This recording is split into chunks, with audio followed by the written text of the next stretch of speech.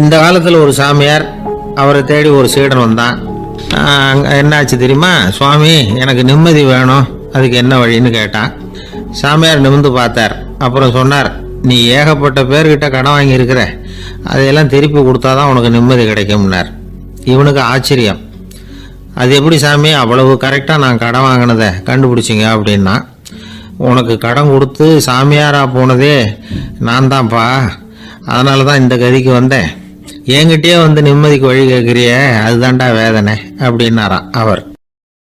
ஒரு காடு, நல்ல மரம்லாம் செழிச்சு இருந்தது. அப்படிப்பட்ட காட்டில் ஒரு சாது இருந்தார். அவர் எப்படின்னா, எப்பவும் ஒரு மரத்தடியில் உட்காந்துருப்பார். ஏன்னா அவருடைய இருப்பிடமே அதுதான். அவர் என்ன பண்ணுவார், 3 கல் வச்சுருந்தார். செங்கல் மாதிரி இருக்கும், ஆனால் அதை விட கொஞ்சம் பெருசாக இருக்கும். எதுக்கு அந்த 3 கல்லுன்னா, அதுதான் அவருடைய படுக்கை. அதாவது தூங்குறப்ப ஒரு கல்லை தலைக்கு கீழே வச்சுக்குவார், இன்னொரு கல்லை இடுப்புக்கு கீழே வச்சுக்குவார், இன்னொரு கல்லை காலுக்கு கீழே வச்சுக்குவார். உடம்ப வந்து அப்படியே ஒரு தகட்டால் மூடிக்குவார், அப்படியே தூங்கி போடுவார். மழை பெய்யுதுன்னு வச்சுங்க, அவர் உடம்பு வந்து 3 கல் மேலே இருக்குதா, அதனால் தண்ணி வந்து அடியில் ஓடி போடும், உடம்பு நனையாது. மேலே தகடு இருக்கிறதுனால மழையும் உடம்புல படாது. அவர் தூக்கமும் கெடாது, நிம்மதியாக தூங்குவார். பகலில் அந்த 3 கல்லையும் ஒரு சேர ஒரு அடுப்பு மாதிரி வச்சு அது மேலே உட்காந்துக்குவார். அதனால் பாம்பு பூச்சி எதுவும் அவரை வந்து தொந்தரவு பண்ணுறதில்ல, அது பாட்டுக்கு நடந்து போயிடும். அவர் பாட்டுக்கு நிம்மதியாக இருப்பார். யாராவது எதையாவது கொண்டுகிட்டு வந்து கொடுத்தா அதை வாங்கி சாப்பிடுவார், அவ்வளவுதான். ஒரு நாள் அந்த நாட்டு அரசன் காட்டுக்கு வேட்டையாட வந்தான். அந்த வழியாக வந்தப்போ இந்த சாது படுத்துருக்கிறத பார்த்தான், பரிதாபப்பட்டான். ஐயோ பாவம், இவர் இப்படி இந்த கல் மேலே உடம்ப வச்சுக்கிட்டு தூங்குறாரு, என்ன பாடுபடுவார். இவரை நாம் வந்து அரண்மனைக்கு அழைச்சிட்டு போய் சுகமாக நிம்மதியாக இருக்கிறதுக்கு வழி செஞ்சு கொடுப்போம், அது ரொம்ப நல்லாயிருக்கும் அப்படின்னு நினச்சான். அப்படி நினச்சிக்கிட்டே அரண்மனைக்கு வந்துட்டான். அதுக்கப்புறம் ஒரு பல்லக்கையும் 2 சேவகர்களையும் காட்டுக்கு அனுப்பி அந்த சாதுவை மெதுவாக இங்கே அழைச்சிட்டு வந்துடுங்க அப்படின்னு சொல்லி அனுப்பி வச்சான். இவங்க போய் அவர்கிட்ட விவரத்தை சொன்னாங்க. எனக்கு என்னத்துக்கு அரண்மனை வாசம் அப்படின்னார். இருந்தாலும் மன்னர் உத்தரவு, நீங்கள் அவசியம் வரணும் அப்படின்னாங்க இவங்க. சரின்னு சொல்லிவிட்டு வேறு வழி இல்லாமல் புறப்பட்டார். புறப்படும்போது என்ன பண்ணாருன்னா, மறக்காமல் அந்த 3 கல் ஒரு தகடு அதையும் எடுத்து பல்லக்கில் வச்சுக்கிட்டார். என்னத்துக்கு இதையெல்லாம் எடுத்து வைக்கிறாரு அப்படின்னு சொல்லி அவங்க யோசனை பண்ணாங்க. இருந்தாலும் அதை பற்றி ஒன்றும் கேட்கல. பேசாமல் அவரை அழைச்சிட்டு போய் அரண்மனையில் விட்டுட்டாங்க. அரசன் ஓடி வந்தான், வரவேற்றான், அறுசுவை உணவு படைத்தான். அவர் படுக்கிறதுக்கு தங்க கட்டில், பட்டு மெத்தை, இப்படி எல்லாம் ஏற்பாடு பண்ணி வச்சான். இங்கே படுத்து ஓய்வு எடுத்துங்க அப்படின்னு சொல்லிவிட்டு அவன் பாட்டு போயிட்டான். மறுநாள் காலையில் வந்து பார்க்குறான், சாது படுத்துருக்கிறார். எப்படி தெரியுமா? அந்த பட்டு மெத்தை மேலே 3 கல்லையும் வச்சு வழக்கம் போலவே அது மேலே படுத்துருக்கிறார். அதுக்கு மேலே தகடு. அரசன் பார்த்துட்டு அதிர்ச்சி ஆயிட்டான். என்ன சுவாமி இப்படி அப்படின்னா, சாது சொன்னார், எனக்கு வந்து தேவையும் இல்லை குறையும் இல்லை, எல்லா இடத்துலையும் எனக்கு ஒரே மகிழ்ச்சி தான் அப்படின்னார். மகிழ்ச்சிங்கிறது தங்க கட்டிலேயோ பட்டு மெத்தையிலேயோ இல்லை, அது வந்து மனசில் இருக்கிற ஒரு விஷயம்.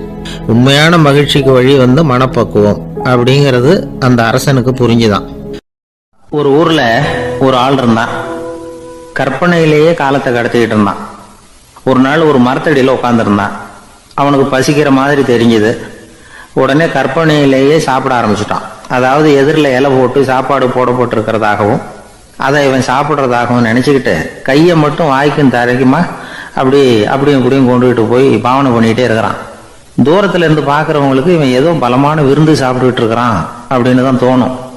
அது மாதிரியே பண்ணிக்கிட்டு இருந்தான். அந்த வழியாக ஒரு சன்னியாசி வந்துக்கிட்டு இருந்தார். இவனை பார்த்தார். என்ன இவன் இப்படி பண்ணிகிட்டு இருக்கிறானே அப்படின்னு நினச்சாரு. கொஞ்ச நேரம் அவனையே உத்து பார்த்துக்கிட்டு இருந்தார். இவரை பார்த்ததும் அவன் இன்னமும் சுவாரஸ்யமாக சாப்பிட ஆரம்பிச்சுட்டான். அப்பப்பா, என்ன இது, இந்த குழம்பு இவ்வளவு காரமாக இருக்குது, என்னுடைய நாக்கே எரிஞ்சு போடும் போல இருக்கு அப்படின்னு சொல்லிக்கிட்டு பக்கத்தில் ஒரு குவளையை எடுத்து தண்ணி குடிக்கிறது மாதிரி பாவனை பண்ணுறான். அப்பாடா, இப்போ கொஞ்சம் பரவாயில்ல அப்படின்னு சொல்லிக்கிட்டு குவளையை கீழே வைக்கிறது மாதிரி ஒரு பாவனை பண்ணுறான். சன்னியாசி பார்த்தார். என்னப்பா, சாப்பாட்டில் காரம் அதிகமோ அப்படின்னார்.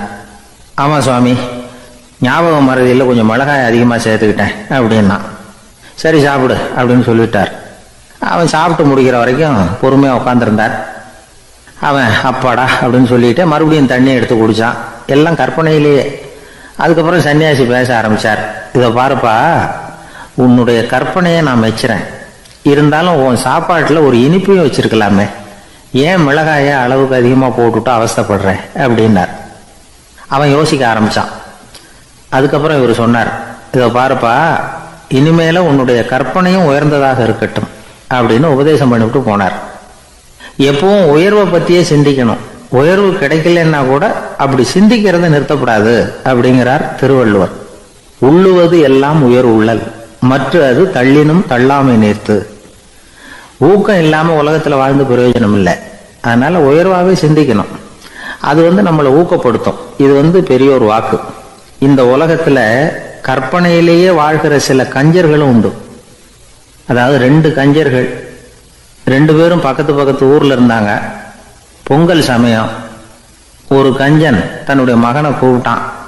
இதோ பாருப்பா, பக்கத்து ஊர்ல என்னுடைய நண்பன் ஒருத்தன் இருக்கிறான், அவனுக்கு பொங்கல் பரிசு ஏதாவது கொடுக்கணும். நான் ஒரு 4 ஆட்டுக்குட்டியை தரேன், நீ கொண்டுகிட்டு போய் கொடுத்துட்டு வந்து விடுறியா அப்படின்னு கேட்டான்.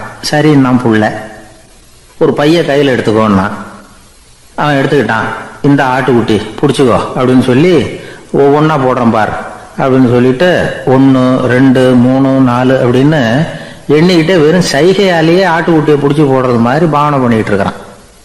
அவன் பிள்ளையும் அது ரொம்ப அக்கறையா வாங்கிக்கிறது மாதிரி வாங்கிக்கிட்டு அந்த பையை தூக்கிக்கிட்டு அடுத்த ஊருக்கு போறான். இவன் அங்க போய் சேர்ந்த நேரத்துல அந்த கஞ்சம் ஊர்ல இல்லை, எங்கேயோ வெளியில போயிருக்கிறான். அவனோட புள்ள மட்டும்தான் வீட்டுல இருந்தான். இவன் அவன்கிட்ட, இதை பாரு, எங்க அப்பா உங்க அப்பாவுக்கு ஆட்டுக்குட்டி கொடுத்து அனுப்பியிருக்கிறாரு, பிடிச்சிக்கோ அப்படின்னு சொல்லி பாவனையிலேயே ஒவ்வொன்றா எடுத்து அவன்கிட்ட கொடுத்துட்டான். அவனும் வாங்கிட்டான் வாங்கிறது மாதிரி. அப்புறம் சொன்னான், சரிப்பா, நானும் பதிலுக்கு ஏதாவது ஒன்றுகிட்ட கொடுக்கணும் இல்லையா, அதனால அந்த பைய புடி, ஒரு 10 எலுமிச்சம்பழம் தரேன், பதிலுக்கு அதை நீ எடுத்துட்டு போ அப்படின்னு சொல்லி கையாலேயே ஒவ்வொன்றா எடுத்து போடுறது மாதிரி பாவனை பண்ணிவிட்டான். அவனும் ரொம்ப நன்றி அப்படின்னு சொல்லிவிட்டு அதை வாங்கிட்டு போயிட்டான். கொஞ்ச நேரம் கழிச்சு வெளியில போயிருந்த அப்பங்காரன் திரும்பி வந்தான். உள்ள சொன்னான், அப்பா, உன்னோட நண்பர் அவருடைய மகன் மூலமா உனக்கு 6 ஆட்டுக்குட்டி கொடுத்து அனுப்பியிருந்தார், நானும் பதிலுக்கு ஒரு 10 எலுமிச்சம்பழம் கொடுத்து அனுப்பியிருக்கிறேன் அப்படின்னா. எப்படிடா கொடுத்தேன்னு கேட்டார் அப்பா. இப்படிதான் கொடுத்தேன்னு சொல்லி சைகையிலேயே காட்டினான். இதை பார்த்ததும் அப்பங்காரனுக்கு பயங்கரமா கோபம் வந்துட்டுது. பலார்னு அரைஞ்சுட்டான் பையனை. ஏன்பா அரைஞ்ச? 10 எலுமிச்சம்பழம் கொடுத்துட்டேனே அப்படிங்கிறதுக்காகவா அப்படின்னு கேட்டான். அது கூட பரவாயில்ல, நீ காட்டுற சைகையை பார்த்தா ஆரஞ்சு பழம் சைஸுக்கு இருக்குதே, அவ்வளவு பெருசா ஏன் கொடுத்த? அதுதான் எனக்கு கோபம் அப்படி. ஒரே ஒரு ஊர், அந்த ஊருக்கு பேரு கொடையாளிப்பட்டி. அந்த பேருக்கு தகுந்த மாதிரி தான் அந்த ஊர் மக்களும். யார் என்ன கேட்டாலும் இல்லைன்னு சொல்லாம கொடுப்பாங்க. கொடையாளிகள் நிறைந்த ஊர். இனாமா மட்டும் இல்லை, கடனாவும் பணம் கொடுப்பாங்க. யாருக்காவது அவசரமா பணம் தேவைப்பட்டதுன்னு வச்சுக்கோங்க, அந்த ஊருக்கு போய் வாங்கிக்கலாம். பத்திரம் தேவையில்லை, சாட்சி தேவையில்லை, ஜாமீன் தேவையில்லை, எந்த உத்தரவாதமும் கேட்காம பணம் கொடுத்துருவாங்க. நம்மால் ஒருத்தனுக்கு பணம் தேவைப்பட்டது, சொந்த பந்தமெல்லாம் கேட்டு பார்த்தா யாரும் கொடுக்குற வழியா தெரியல. எல்லாரும் அவங்கவுங்க சௌரியத்தை பார்க்குறவங்க, அடுத்தவங்க சௌரியத்தை பற்றி கவலைப்படாதவங்க. இவன் எல்லாரையும் கேட்டு பார்த்துட்டு சோர்ந்து போய் உக்காந்துட்டான். அந்த நேரம் தான் கொடையாளிப்பட்டியை பற்றி கேள்விப்பட்டான். அப்படி ஒரு ஊர் இருக்கிறது தெரிஞ்சதும் அந்த ஊருக்கு வழி கேட்டுக்கிட்டு ஒரு நாள் புறப்பட்டு போனான். வயல்காட்டு வழியாக போக வேண்டியிருந்தது. மெதுவாக நடந்து ஊர் எல்லைக்கு வந்துட்டான். 2 பக்கமும் விவசாய வேலைகள் மும்முரமாக நடந்துகிட்டு இருக்குது. ஏர் உழுதுகிட்டு இருக்கிறாங்க. அப்போ அங்கே ஒரு ஆளை பாம்பு கடிச்சுட்டுது.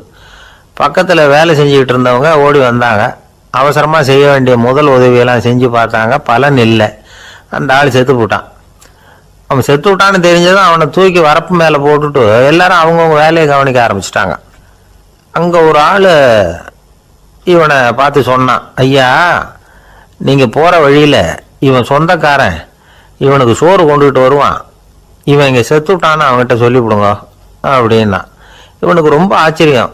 என்னடா இது, பாம்பு கடிச்சுட்டுதுன்னதும் பதறி அடிச்சுக்கிட்டு ஓடி வந்தாங்க, செத்து விட்டான்னதும் பேசாமல் தூக்கி போட்டுட்டு போயிட்டாங்க அப்படின்னு நினச்சிக்கிட்டே நடந்து போகிறான். எதிரில் சோறு கொண்டுகிட்டு ஒரு ஆள் வந்தான். இவன் விவரத்தை சொன்னான். அங்கே அவங்க சொந்தக்காரன் பாம்பு கடிச்சு செத்து போட்டான் அப்படின்னா. அவன் கொஞ்ச நேரம் அமைதியாக நின்னான். அதுக்கப்புறமா அங்கேயே வரப்பில் உட்காந்து கொண்டுகிட்டு வந்த சோத்தை தானே சாப்பிட்டு முடித்தான். பேசாமல் எழுந்திரிச்சு திரும்பி போயிட்டான். கொஞ்சம் கூட பதறல, அழலை. இப்படியும் ஒரு ஊரா அப்படின்னு நினச்சி ஆச்சரியப்பட்டுக்கிட்டே இவன் ஊருக்குள்ளே போனான். ஒரு பெரிய மனுஷனை பார்த்து பணம் கேட்டான். அவரும் இவனோட பேரையும் ஊரையும் மட்டும் விசாரிச்சுக்கிட்டு தேவையான பணத்தை கொடுத்துட்டார். பணத்தை வாங்கிட்ட பிறகு தன்னுடைய மனசை அரிச்சுக்கிட்டு இருந்த அந்த விஷயத்தை பற்றி கேட்டான். ஐயா, வழியில் ஒருத்தன் செத்துட்டான், அவனை அப்படியே தூக்கி வரப்பில் போட்டுட்டு எல்லாரும் வயல்வெளி வேலைகளை பார்த்துக்கிட்டு இருக்கிறாங்களே அப்படின்னா. இதுக்கு அந்த பெரியவர் சொன்னார், ஆமாம் அப்படி தான் செய்வோம், வேலை முடிஞ்சு வீட்டுக்கு திரும்புகிறப்போ அவனை தூக்கிட்டு வந்து அடக்கம் பண்ணிடுவோம் அப்படின்னார். ரொம்ப ஆச்சரியமாக இருக்கு அப்படின்னா. ஏன் உங்கள் ஊரில் யாராவது செத்துட்டா என்ன பண்ணுவீங்க அப்படின்னு கேட்டார். என்ன இப்படி கேட்குறீங்க, எங்கள் ஊரில் எல்லாம் பணத்தை தூக்க விட மாட்டாங்க, ஒப்பாரி வைப்பாங்க, கட்டி புரண்டு அழுது புலம்பி தீர்த்துருவாங்க அப்படின்னா. இவன் பெரியவர் பார்த்தார், அவங்ககிட்ட கொடுத்த பணத்தை லபக்குன்னு பறிச்சுக்கிட்டார், திருப்பி வாங்கிட்டார். இவன் பதறி போய் நிற்கிறான். அவர் சொன்னார், பணத்தையே விட மாட்டேன்னு கட்டுப்பிடிச்சி அழுதா நான் கொடுத்த பணத்தை மட்டும் எப்படி திருப்பி கொடுக்க போகிறேன், போயிட்டு வா அப்படின்னு விரட்டி விட்டாரான். இந்த கதையை நண்பர் ஒருத்தர் சொன்னார். கதை வேடிக்கையாக தெரிஞ்சால் கூட இதில் கருத்து உண்டு. பணம் பிணம் இது ரெண்டையுமே விடுறதுக்கு அவ்வளவு சுலபமாக மனம் வர்றதில்லை. இந்த ரெண்டு விஷயங்கள்லேயும் அறிவார்ந்த செயல்பாடு தேவை. ஒரு பேருந்து மரத்தில் மோதி விட்டுது, எல்லாரும் அடிபட்டு முனைகிட்டு கிடக்கிறாங்க. டிரைவர் கண்டக்டர் இவங்களுக்கும் அடி, அவங்களும் ஒரு பக்கம் கிடக்கிறாங்க. ஒரு மூலையில் கிடக்கிற ஒருத்தன் மெதுவாக முக்கி முனகி கண்டக்டர்னு சத்தம் போடுறான். கண்டக்டர் மெதுவாக நகர்ந்து அவங்ககிட்ட போய் என்னன்னு விசாரிக்கிறார். அவன் ரொம்ப சிரமப்பட்டு வாயை திறந்து ஒரு 15 காசு சில்லற பாக்கி அப்படின்னானா. ஒரு ஊரில் ஒருத்தர் இருந்தார், ரொம்ப நல்லவர், யாருக்காவது ஏதாவது கொடுத்துக்கிட்டே இருப்பார், கொடையாளி. தினமும் யாராவது ஒருத்தருக்கு ஏதாவது கொடுக்கலன்னா அவருக்கு தூக்கம் வராது, அப்படி ஒரு பழக்கம். அது மட்டும் இல்லை, அவர் கொடுக்கறது அடுத்தவங்களுக்கு தெரியாது, அவ்வளவு ரகசியமா அதை கொடுப்பார். வலது கை கொடுக்கறது இடது கைக்கு தெரியக்கூடாதுன்னு சொல்லுவாங்கல்ல, அது மாதிரி அவர். ஒரு நாள் ராத்திரி அவர் ஏற்கனவே தயாராக கட்டி வச்சிருந்த பணம் முடிச்ச கையில் எடுத்துக்கிட்டு வீட்டை விட்டு வெளியில் வந்தார். தெருவில் இறங்கி நடந்தார். இன்னைக்கு யாருக்கு தர்மம் செய்யறது அப்படின்னு யோசனை பண்ணிட்டு இருட்டில் நடந்து வந்துகிட்டு இருக்கிறார். யாரோ ஒருத்தர் எதிரில் வர்றது மாதிரி தெரிஞ்சுது. உடனே அவர் கிட்ட போனார். தன்கிட்ட இருந்த பணம் முடிச்சு அவசரமா அவர் கையில் திணிச்சுட்டு திரும்பி வந்துட்டார். அப்பாடா, ஒரு வழியா யாருக்கும் தெரியாம இன்னைக்கு தர்மம் பண்ணியாச்சு அப்படிங்கிற மகிழ்ச்சி, மன நிறைவு அவர் முகத்துல. நிம்மதியா தூங்கினார். அப்புறம் எழுந்திரிச்சார். மறுநாள் காலையில ஊரு பூரா ஒரே பேச்சு. என்ன பேச்சுன்னா, நேற்று ராத்திரி ஒரு திருடன் கையில யாரோ பணத்தை கொடுத்துட்டு போயிருக்கிறாங்க அப்படின்னு எல்லாரும் பேசிக்கிட்டு இருக்கிறாங்க. இதை கேள்விப்பட்டதும் அந்த பெரியவருக்கு ரொம்ப வருத்தமா போச்சு. அடடா, போயும் ஒரு திருடனுக்கா உதவி பண்ணியிருக்கிறோம், பிரயோஜனம் இல்லாம போட்டுதே அப்படின்னு நினைச்சார். சரி, இன்னைக்கு யாருக்காவது உதவி பண்ணணும் அப்படின்னு முடிவு பண்ணினார். ராத்திரி நேரம் வந்தது. இவர் வழக்கம் போல தெருவில் இறங்கி நடந்தார். கையில பணம் முடிச்சு. எதிரில் ஒரு பெண் உருவம் மங்கலா தெரிஞ்சது. இவர் உடனே அந்த பெண் கிட்ட பணத்தை கொடுத்துட்டு திருப்தியா திரும்பி வந்துட்டார். மறுநாள் காலையில ஊர் பூரா என்ன பேசிக்கிட்டாங்க தெரியுமா?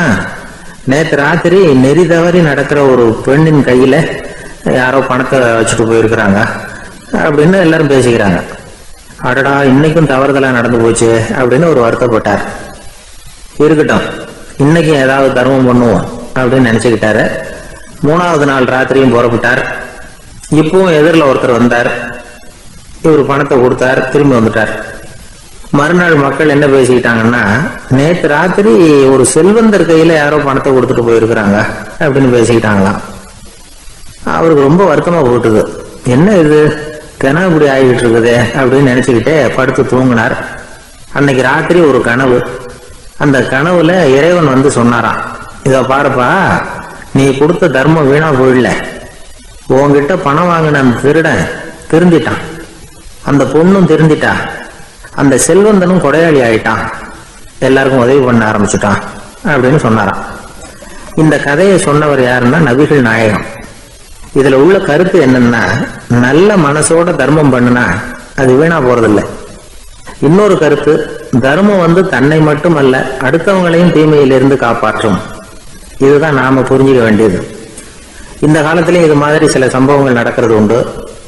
ஒரு பெரியவர் இருட்டில் நடந்து வந்துகிட்டு இருந்தாரு. எதிரில் வந்த ஒருத்தன் வலுக்கட்டாயமா ஒரு கையை பிடிச்சி ஒரு பண முடிப்பை கொடுத்து வச்சுக்க சொல்லிவிட்டு விலகி போயிட்டான். பெரியவருக்கு ஆச்சரியம், இந்த காலத்திலயும் இப்படி வலது கை கொடுக்கறது இடது கைக்கு தெரியக்கூடாதுன்னு நினைக்கிற கொடையாளிகள் உண்டு போல இருக்கு அப்படின்னு யோசனை பண்ணிக்கிட்டே நடந்தார். கொஞ்ச தூரம் போயிருப்பாரு. அதுக்குள்ள அதே ஆள் திரும்பி வந்தான். கொடுத்த பணம் முடிப்ப திருப்பி கொடுங்க அப்படின்னு கேட்டு வாங்கிட்டான். இவருக்கு ஒன்றும் புரியல. ஏன் இப்படி பண்றேன்னார். அது ஒண்ணும் இல்லைங்க, கொஞ்ச நேரம் இதை உங்ககிட்ட கொடுத்து வச்சிருந்தேன் அவ்வளவுதான் அப்படின்னா. ஏன்னு கேட்டார். என்னை பின்னாடி போலீஸ் தேடிக்கிட்டு வந்துகிட்டு இருக்குது, அதுதான் அப்படி பண்ணேன். இப்போ போயிட்டுது, இனிமே ஒன்றும் பயம் இல்லை அப்படின்னு சொல்லிவிட்டு அவன் பாட்டுக்கு நடந்து போறான். இமயமலை அடிவாரத்தில் ஒரு மடம். அங்கே ஒரு சன்னியாசி இருந்தார். அவர்கிட்ட ஒருத்தர் வந்தார். சுவாமி, ஆசையை உதற நினைக்கிறேன், முடியல, ஊட்டிக்கிட்டே வருது அப்படின்னாராம். இப்படி உட்கார ஒரு கதை சொல்கிறேன் அப்படின்னு சொல்லி அவர் சொல்ல ஆரம்பித்தாராம். அவர் சொன்ன கதை என்னன்னா, ஒரு ஊரில் ஒரு ஆள் இருந்தான். அவன் பேர் குப்புசாமி. அவன்கிட்ட எப்பவும் ஒரு பழைய தொப்பி இருக்கும், விடவே மாட்டான். அதனால் அவனை எல்லாரும் தொப்பி சாமி அப்படின்னு தான் கூப்பிடுறது வழக்கம். ஒரு புது தொப்பி வாங்கிக்கப்படாதாப்பா அப்படின்னு நண்பர்கள்லாம் சொல்லி பார்த்தாங்க. பணத்துக்கு எங்கே போவேன் அப்படின்னு விட்டானா. பணம் வச்சிருக்கான், செலவு பண்ண மனசு வரல, மகா கஞ்சன். பழைய பாட்டில்கள்லாம் வாங்கி விற்றுக்கிட்டு இருந்தான். அப்படி ஒரு தடவை பழைய கண்ணாடி சாமான்களை ஏலத்தில் எடுத்தப்போ அதில் ஒரு அருமையான சென்ட் பாட்டில் கிடைச்சிது. உடனே ஒரு ஐடியா பண்ணான். அந்த சென்ட்டை சின்ன சின்ன பாட்டில்களில் அடைச்சி ஜன்னல் ஓரமாக அடுக்கி வச்சுட்டான். அதை விற்றா நிறைய பணம் கிடைக்குமே. அதனால் இதுக்கு இடையில் ஒரு நாள் அவன் அப்படியே உட்காந்துருந்தான். அந்த நேரம் நண்பன் வந்தான். ஏண்டா, உன் பழைய தொப்பியை மாற்றப்படாதா, ஊரில் எல்லாரும் கேலி பேசுகிறாங்களே ஒன்று தொப்பி சாமின்னு அப்படின்னு சொல்லி கேட்டிருக்கான். இந்த சென்ட்டு பாட்டில் விற்றதும் பணம் வரும், அதுக்கப்புறம் பார்க்கலாம் அப்படின்னு நானா இவன். சரி வா, நீச்சல் குளத்துக்கு போயிட்டு வருவோம் அப்படின்னு கூப்பிட்ருக்கான் நண்பன். 2 பேரும் போனாங்க. அதே நேரம் அந்த ஊர் நீதிபதியும் அங்கே குளிக்க வந்தாராம். அவர்கிட்ட இருந்தது விலை வசந்த ஒரு புது தொப்பி. அதை அங்கே இருந்த ஸ்டாண்டில் மாட்டிவிட்டு குளிக்க போனார். இதுக்கிடையில் குப்புசாமி குளிச்சுட்டு வந்தான். அவனுடைய பழைய தொப்பியை காணலை. அந்த புது தொப்பியை பார்த்தா இது நண்பனுடைய வேலை தான் அப்படிங்கிறதாக புரிஞ்சுக்கிட்டு அதை எடுத்து மாட்டிக்கிட்டு வந்துட்டான். நீதிபதி குளிச்சுட்டு வந்து பார்க்குறாரு, தொப்பியை காணும். போலீஸில் புகார் கொடுத்தார். அவங்க தேடினாங்க. ஒரு மூலையில் பழைய தொப்பி கிடச்சிது. அடடா, இது நம்ம குப்புசாமியோட தொப்பி இல்லையா அப்படின்னு நானா ஒருத்தன். உடனே அவன் வீட்டுக்கு தேடிட்டு போயிருக்காங்க. அங்கே போய் பார்த்தா புது தொப்பி அங்கே இருக்குது. உடனே அவனுக்கு 1000 ரூபாய் அபராதம் போட்டாங்களாம். அவன் பணத்தை கட்டிவிட்டு ரொம்ப எரிச்சலோடு வீட்டுக்கு வந்தான். பழைய தொப்பி கண்ணில் போட்டது. மறுபடியும் உன்னால தானே எனக்கு 1000 ரூபா நஷ்டம் அப்படின்னு சொல்லி அதை எடுத்துக்கிட்டு அப்படி போயிருக்கான். அந்த ஊர் குளத்தில் வீசி எரிஞ்சிட்டு வந்துட்டான். அது மீன் பிடிக்கிற ஒருத்தன் கையில் சிக்கிச்சு. அவன் வர்ற வழியில் அதை எடுத்து வேகமாக வீசி எறிஞ்சான். அது நேராக குப்புசாமி வீட்டு ஜன்னல் வழியாக உள்ளே இந்த சென்ட்டு பாட்டில்கள் மேலே விழுந்து எல்லாம் உடஞ்சி நொறுங்கி போச்சு. குப்புசாமி பார்த்தான். தோட்டத்தில் ஆழமாக ஒரு குழியை வெட்டினான். அந்த தொப்பியை போட்டான், மூடிவிட்டான். இதை அடுத்த வீட்டுக்காரன் பார்த்தான். ஏதோ புதையல் தான் வச்சுருக்கான் போல இருக்குன்னு நினச்சான். போலீஸில் போய் புகார் கொடுத்துட்டான். மறுபடியும் போலீஸ் குழியை தோண்டினாங்க. பழைய தொப்பி மறுபடியும் வெளியில் வந்தது. எல்லாரும் சிரிக்கிறாங்க. அன்னைக்கு ராத்திரியே அந்த தொப்பியை எடுத்துக்கிட்டு நேராக புறப்பட்டான். ஒரு கல்லில் அதை சேர்த்து கட்டி குடிநீர் தொட்டி இருக்கும்ல, அதில் போட்டுட்டு வந்துட்டான். இனிமேல் என்ன பண்ணும் பார்ப்போன்னு. ஒரு நாள் திடீர்னு குழாயெல்லாம் அடைப்பட்டு போச்சு. மாநகராட்சி அலுவலர்கள் என்னன்னு பார்த்தா அந்த பழைய தொப்பி குழாயை அடைச்சிக்கிட்டு இருக்குது. இது குப்புசாமியோட தொப்பிங்கிறது தான் எல்லாருக்கும் தெரியுமே. உடனே குடிநீரை பாழாக்கணத்துக்காக குப்புசாமிக்கு கோர்ட்டு 2500 ரூபாய் அபராதம் போட்டுவிட்டுது. அதையும் கட்டிவிட்டு வெளில வந்தான். கடைசியாக முடிவு பண்ணான். ஒரு நெருப்பு குச்சியை கிழிச்சான். தொப்பியை கொளுத்தினான். எரிஞ்சது. எடுத்து வெளில எரிஞ்சான். கொஞ்ச நேரத்தில் தீ அணைப்பு படம் வந்துட்டுது. ஆமாம், இவன் எடுத்து எரிஞ்சது வெளியில் விழுந்து வீட்டுக்கு ஊரையே பற்றிக்கிட்டு எரிய ஆரம்பிச்சுட்டுது. அவனோட பணத்தாசையும் அதோட சேர்ந்து எரிஞ்சு போச்சான். இப்படி ஒரு கதை. இந்த கதையை சொல்லி முடித்தார் அந்த இமயமலை அடிவாரத்தில் இருந்த சன்னியாசி. இப்போ அந்த குப்புசாமி எங்கே இருக்கிறான்னு கேட்டார் எதிரில் இருந்தவர். இதோ உன் எதிரிலே இருக்கிறான், நான் தான் அந்த குப்புசாமி அப்படின்னாரான் அந்த சன்னியாசி. அந்த குப்புசாமி கிட்ட இருந்தது மாதிரி ஒரு பழைய தொப்பி நம்ம ஒவ்வொருத்தர்கிட்டையும் உண்டு. அதை எப்படி தொலைக்கிறதுன்னு தெரியாமல் தடுமாறிக்கிட்டு இருக்கிறோம். அது என்ன தொப்பிங்கிறீங்களா? அதுதான் நம்மை சூழ்ந்திருக்கிற மாயை அப்படிங்கிறார் சுவாமி சின்மயானந்தர். மெய்ஞானம் கிடைக்கிறப்போ மாயை எரிஞ்சு போகும் அப்படிங்கிறது அவருடைய கருத்து. நம்மால் ஒருத்தர் வேகமாக ஓடி வந்தார். காலில் மாட்டியிருந்த பழைய செருப்பு 2 ஆவேசமாக தூக்கி ஒரு கிணத்துல போட்டுட்டு வெறுங்காலோட நடந்து வந்துக்கிட்டு இருக்கிறார். ஏன் அப்படி பண்ணீங்க அப்படின்னு கேட்டோம். அந்த செருப்புக்கு சொந்தக்காரன் பின்னாடி வந்துக்கிட்டு இருக்கிறான், அதனால அப்படி பண்ணேன் அப்படிங்கிறார் இவர். ஒரு ஆள் இருந்தான், நிறைய பணம் சம்பாதிச்சான். ஆனால் செலவு பண்ண மனசு வரல. கருமி அவன் என்ன பண்ணா, சேர்த்த பணம் பூராவையும் ஒரு மரத்தடியில் புதைச்சி வச்சிருந்தான். வாரத்துக்கு ஒரு தடவை அந்த மரத்தடிக்கு வருவான். புதைச்ச இடத்த ஆவலோடு பார்த்துக்கிட்டு இருப்பான். அதுக்கப்புறம் போயிடுவான். அவ்வளவுதான். ஒரு நாள் ஒரு திருடன் வந்தான். இவன் புதைச்சி வச்சிருந்ததெல்லாம் எடுத்துட்டு போட்டான். இது தெரிஞ்சு போச்சு. அந்த கருமி புலம்ப ஆரம்பிச்சிட்டான். இவன் புலம்பலை கேட்டதும் அக்கம் பக்கத்தில் இருந்தவங்க எல்லாம் ஓடி வந்தாங்க. என்ன விஷயம்னு விசாரிச்சாங்க. இவன் சொன்னான். ஒரு பெரியவர் கேட்டார், ஏப்பா வாரம் வாரம் வந்து இந்த இடத்த பார்க்கறதாக சொன்னியே, எப்போவாவது இதில் இருக்கிற பணத்தை எடுத்து செலவு பண்ணியிருக்கியா அப்படின்னு கேட்டார். நான் அப்பப்போ வந்து அதை பார்க்கறது தான் வழக்கம், அதை தொட்டதே இல்லைன்னு அவன். சரி, அப்படின்னா இப்போவும் நீ அதே மாதிரி வாரம் ஒரு தடவை வந்து இந்த இடத்த பார்த்துட்டு போகலாமே அப்படின்னாராம் அந்த பெரியவர். அதுவும் சரிதானே, எவ்வளவு காலமானாலும் அவன் அந்த பணத்தை எடுத்து செலவு பண்ண போறதில்ல. அப்படி இருக்கிறப்ப உள்ளே பணம் இருந்தாலும் ஒண்ணுதான், இல்லாம போனாலும் ஒண்ணுதான். இதுல இருந்து என்ன புரியுதுன்னா, ஒருத்தர்கிட்ட இருக்கிற பணத்தை கொண்டு அவர் பணக்காரரா ஏழையா அப்படின்னு முடிவு செய்யறது சரியில்லை. அந்த செல்வத்தை அனுபவிக்கிற திறன், பயன்படுத்துற திறன், அதை வச்சுதான் அவர் ஏழையா பணக்காரரா அப்படிங்கிறத நிர்ணயம் பண்ணணும். அதுதான் சரி. செலவு பண்ண தெரியாதவன் சேகரம் பண்ணிட்டே இருக்கிறதுனால என்ன பிரயோஜனம்? தலைமுடியே இல்லாதவன் தாராளமா சீப்புகளை வாங்கி சேகரம் பண்றது மாதிரி தானே இது. சில சமயம் செலவு பண்ண நாம தயாரா இருந்தா கூட அந்த செல்வம் நமக்கு பயன்படுறதில்லை.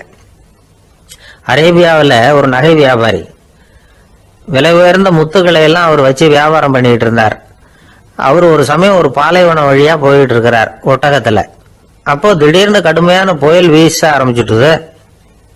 திசை தவறி இவர் எங்கேயோ வந்துட்டார்.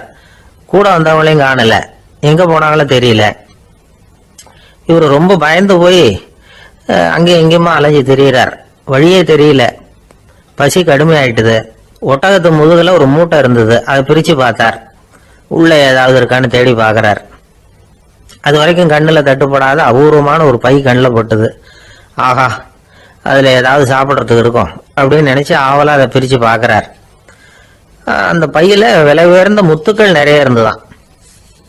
அப்பதான் அவர் நினைச்சாராம், விலை உயர்ந்த முத்துக்கள் கூட சாப்பிட்றதுக்கு உணவாக முடியாது அப்படிங்கிறத புரிஞ்சுக்கிட்டாராம். எந்த நேரத்துல எது நமக்கு தேவையோ அது நமக்கு தாராளமா கிடைக்கணும். அப்படி அது கிடைக்கிறதுக்கு நம்ம கிட்ட இருக்கிற செல்வம் பயன்படணும். அது நமக்கும் பயன்படலாம், நம்ம மூலமா அடுத்தவங்களுக்கும் பயன்படலாம். அதுதான் செல்வத்தின் பயன். ஒரு மரத்தடியில ஒருத்தன் உட்காந்து அழுதுகிட்டு இருந்தான். அந்த பக்கமா வந்த இன்னொருத்தன் ஏப்பா அழுதுகிட்டு இருக்கிறேன்னு கேட்டான்.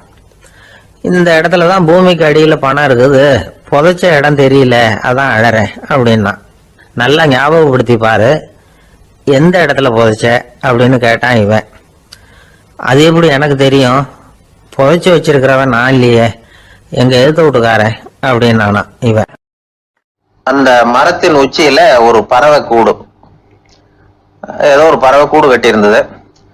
அது என்ன பறவைன்னா ராஜாளி. ஒரு குரங்கு அந்த மரத்து கிளையில தாவி தாவி குதிச்சுக்கிட்டு இருந்தது. அப்போ இந்த கூட்டுல இருந்த முட்டை அது கண்ணுல போட்டுட்டுது. அதுக்கப்புறம் அது சும்மா இருக்குமா, விளையாட்டா ஒரு முட்டையை எடுத்தது, மரத்தை விட்டு கீழே இறங்குச்சு.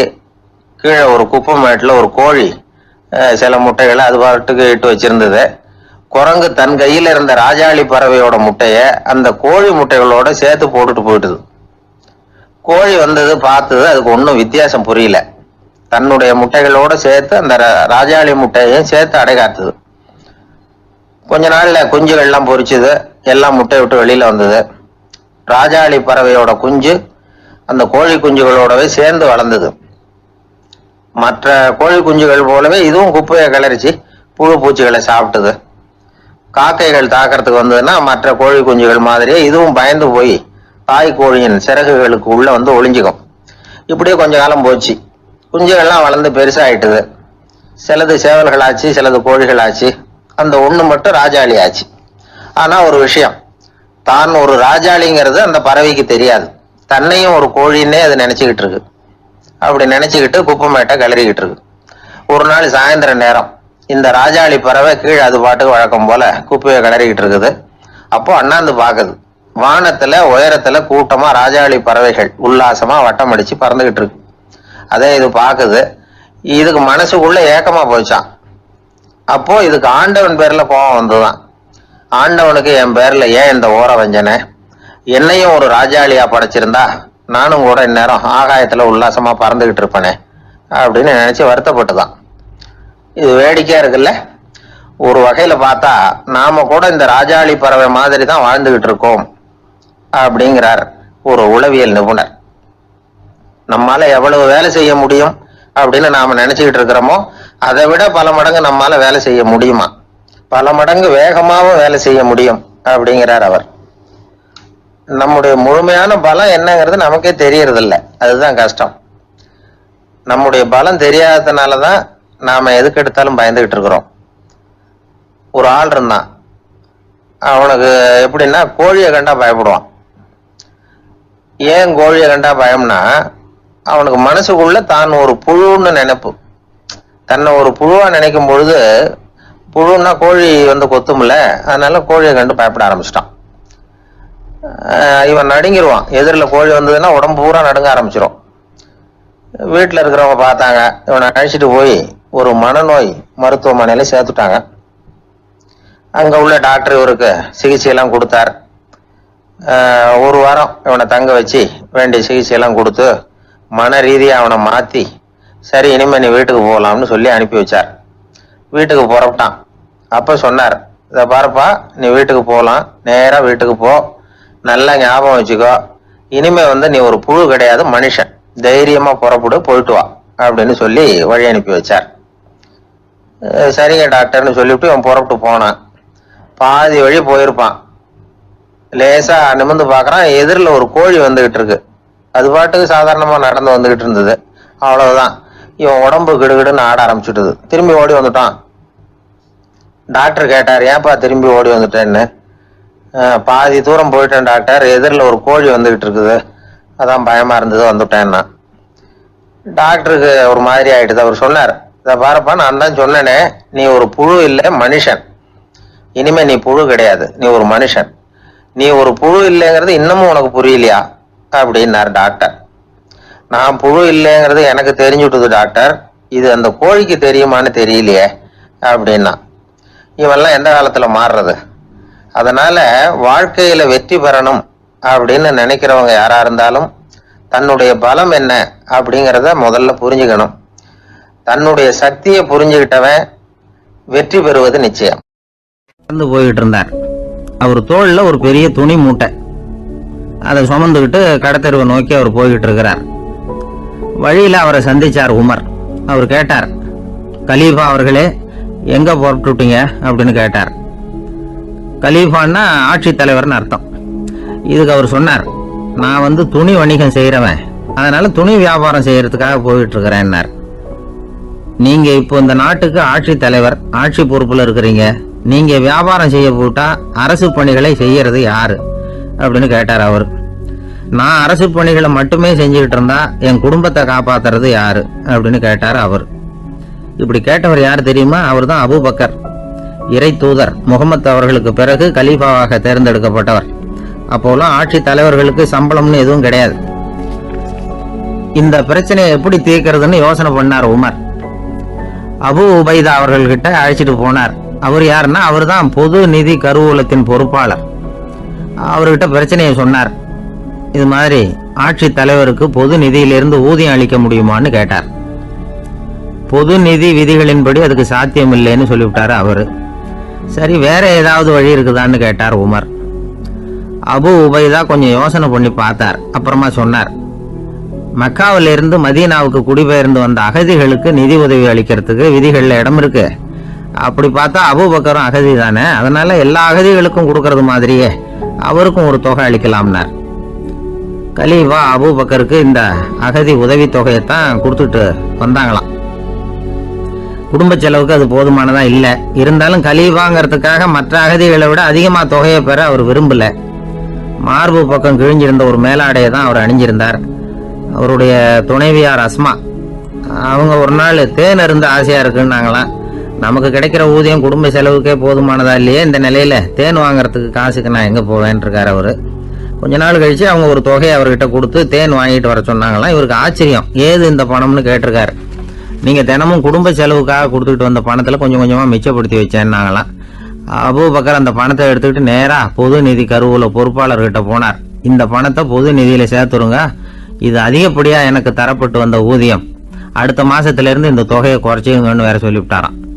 பசியை தணிக்க தேவையான அளவு உணவு, ஒரு ஜோடி உடை, இதை தவிர கூடுதலா மக்கள் பொது நிதியிலிருந்து வாங்கிக்கிறதுக்கு என் குடும்பத்தாருக்கு உரிமை இல்லை அப்படின்னு சொல்லி கண்டிப்பா சொல்லிவிட்டாராம். அவர் வாங்கிட்டு வந்த இந்த குறைந்த ஊதியம் கூட அவர் மனசை உறுத்திக்கிட்டே இருந்தது.